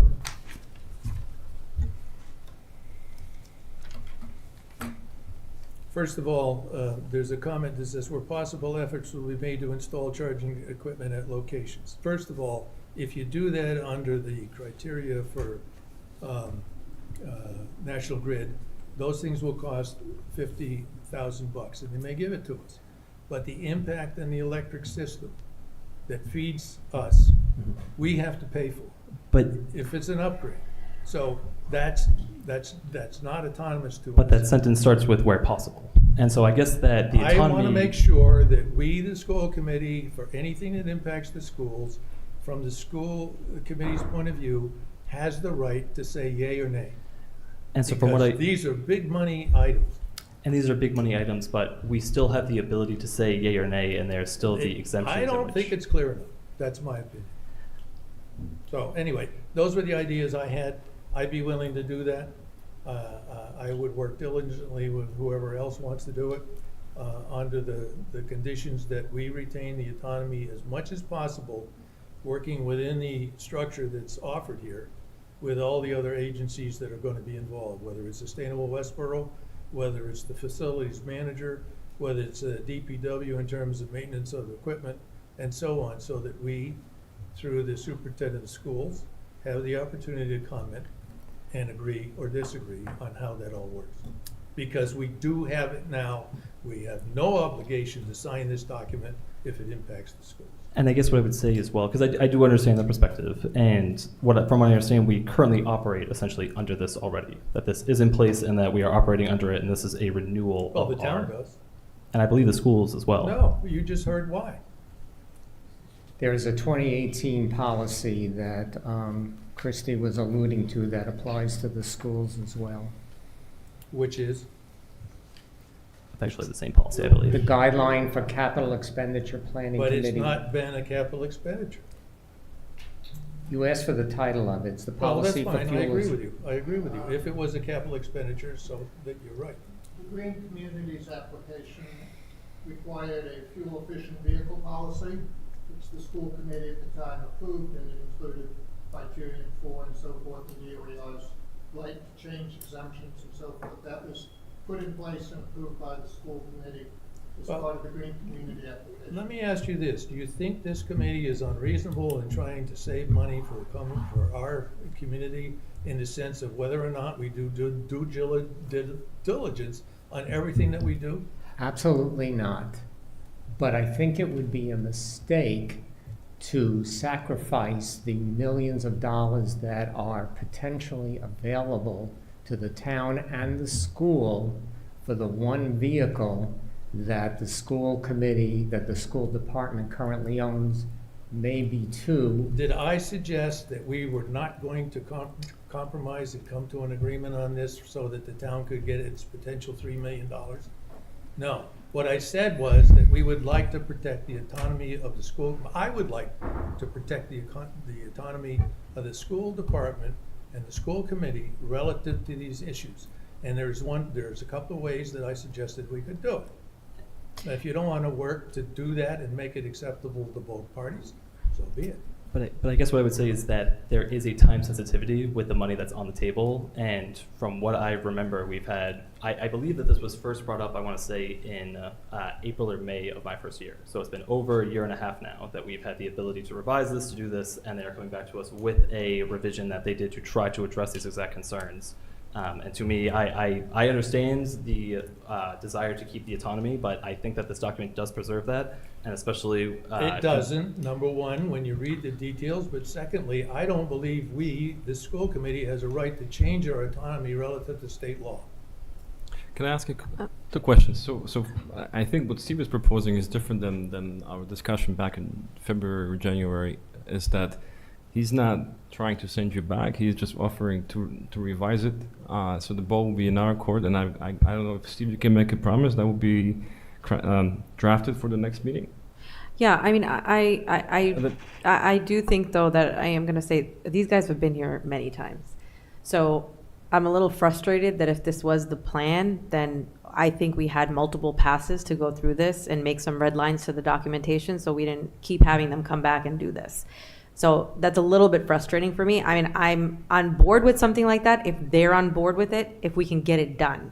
But I just don't think that this is productive, that they've been here before us 4 times, and they have tried to make changes at our request. And clearly they haven't met that burden with respect to all of us. But if that's, something that you are amenable to, and it's something that we can get done very efficiently, and both parties are in agreement with that, then I would be on board. But again, I think that we'd have to put a real quick turnaround on it. Well, I respectfully suggest that we have been soliciting comments for a year and a half, and as you said, we have been back and forth working this for some time now. I understand. So I will tell you, I understand your frustration. Go ahead.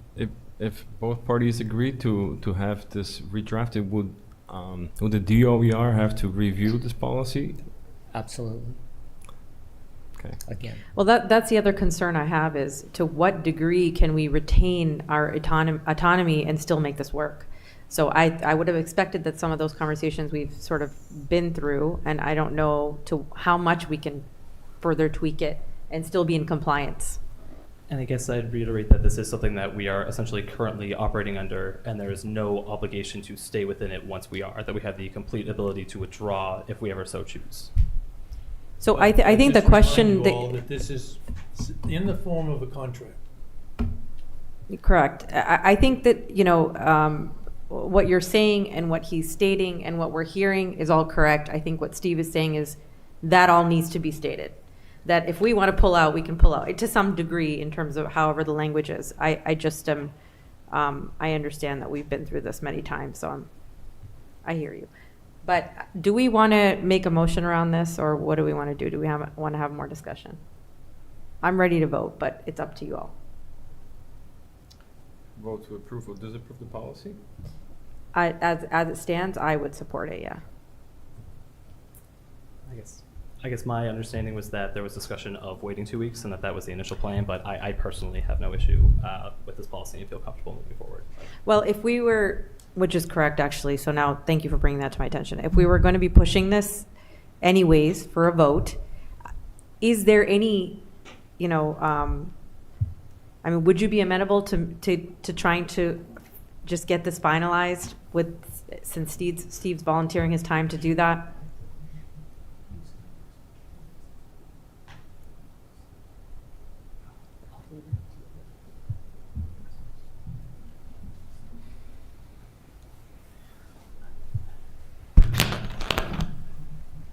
I can't speak for Sustainable Westborough, I'm just the chair.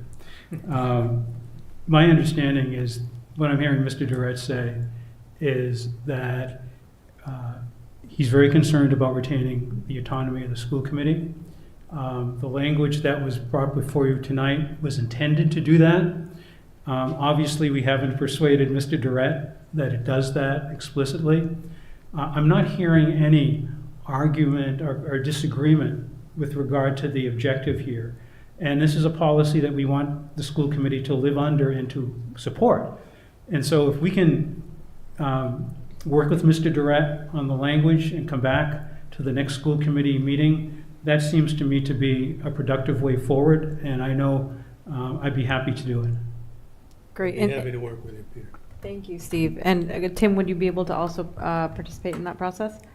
Sure, would be happy to. I would certainly hope Mr. Eskew, he's been very helpful so far, and certainly would welcome him and hope he would be part of that process. I really think this is something that can be done pretty quickly, and sure. I acknowledge the concern, and I think the concern can be addressed. Excellent. Thank you. And thank you for coming. Thank you for presenting. Again, thank you to Steve for volunteering your time to work with them, and hopefully we can get this knocked out. And I thank you guys for the opportunity to try to do this and be done with it. I think we're all looking forward to that. Yeah. Thank you. Thank you again.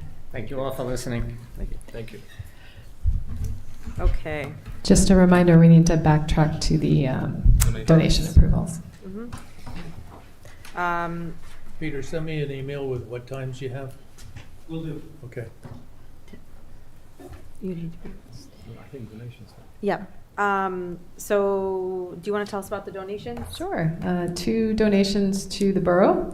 One came from the St. Mary's Credit Union for the assistance with renewing the program's annual YMCA membership. So opportunity for our students there to kind of stay fit and active. And that was for $1,000, and it's a very helpful way to support the program.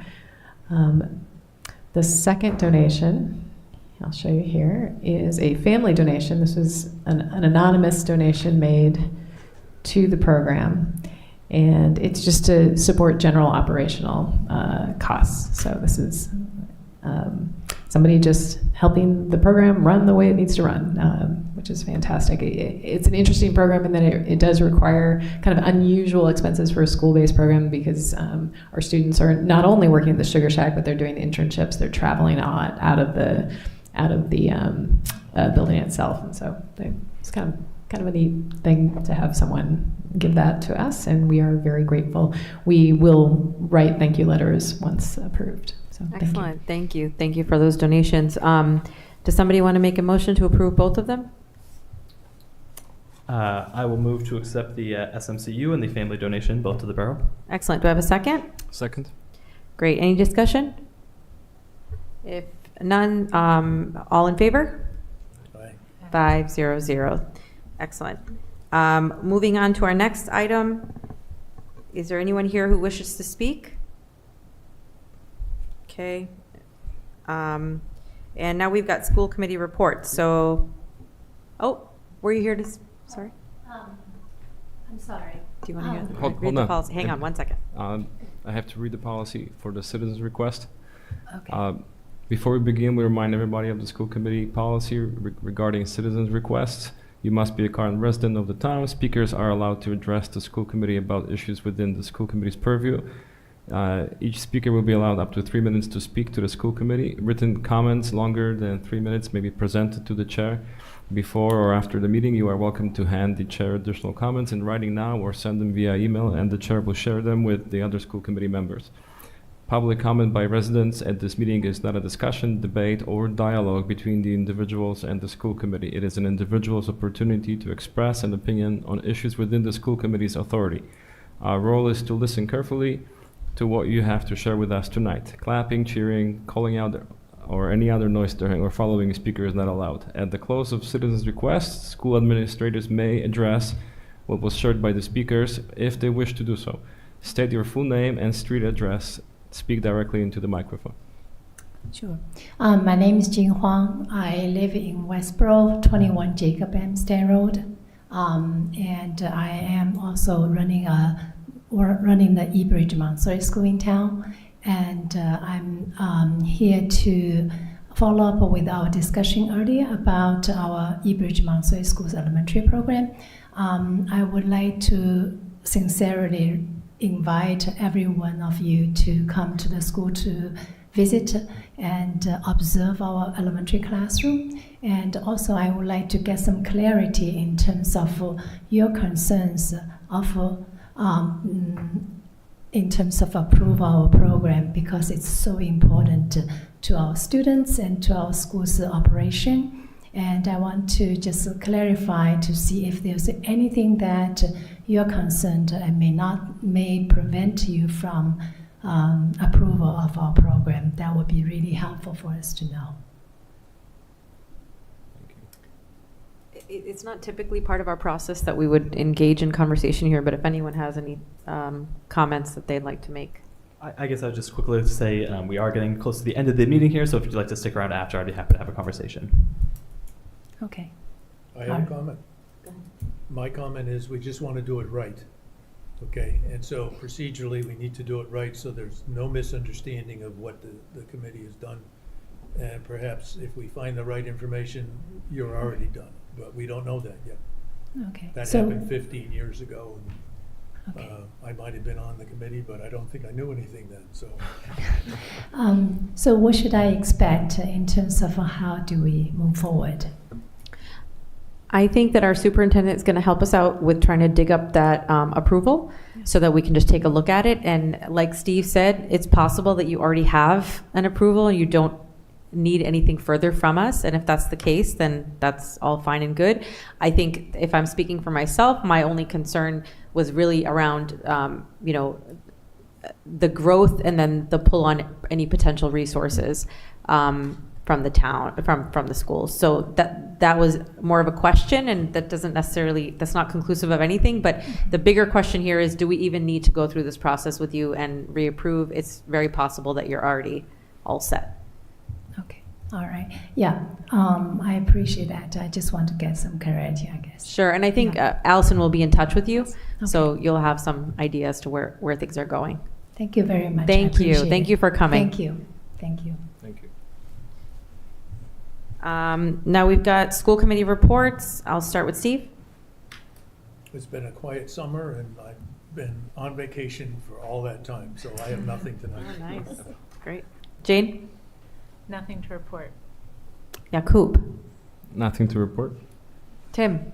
I will just give a very brief update that although there has not been any official movement by the state, it does seem that the state is moving closer towards implementing potentially a bell-to-bell ban for cell phones. So that's just something that we'll be continuing to monitor and look into. I believe that was my last school committee report at the end of last year, so picking back up now. But Could you explain if in place, if it was voted, how would it be implemented? So from what I understand, so it still has not been voted. It has passed the Senate, and there has been no movement on the House side so far. So whether it will move, it's still hard to say. From what I understand, and Allison, please feel free to correct me if I'm wrong, it would take effect at the beginning of next school year currently, and it would be up to the individual school, so us essentially, to figure out how to implement that ban.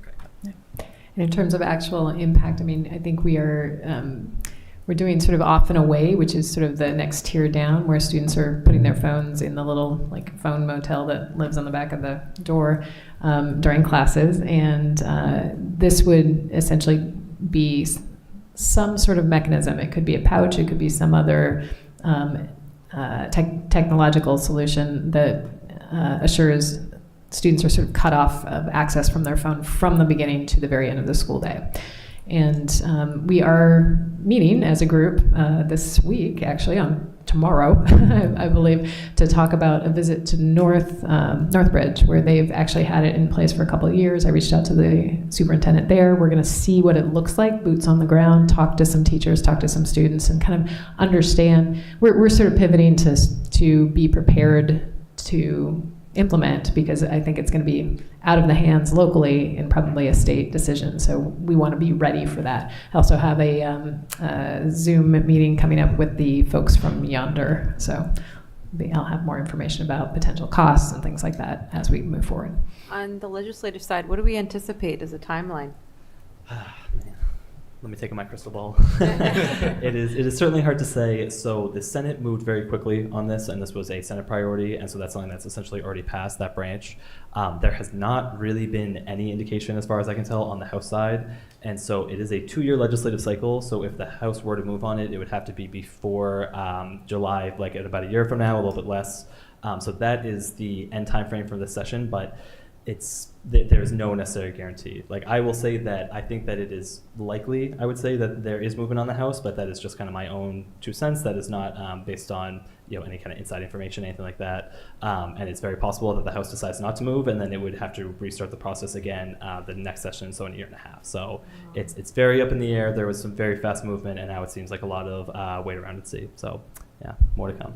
Okay, we'd love, I'm sure, to get.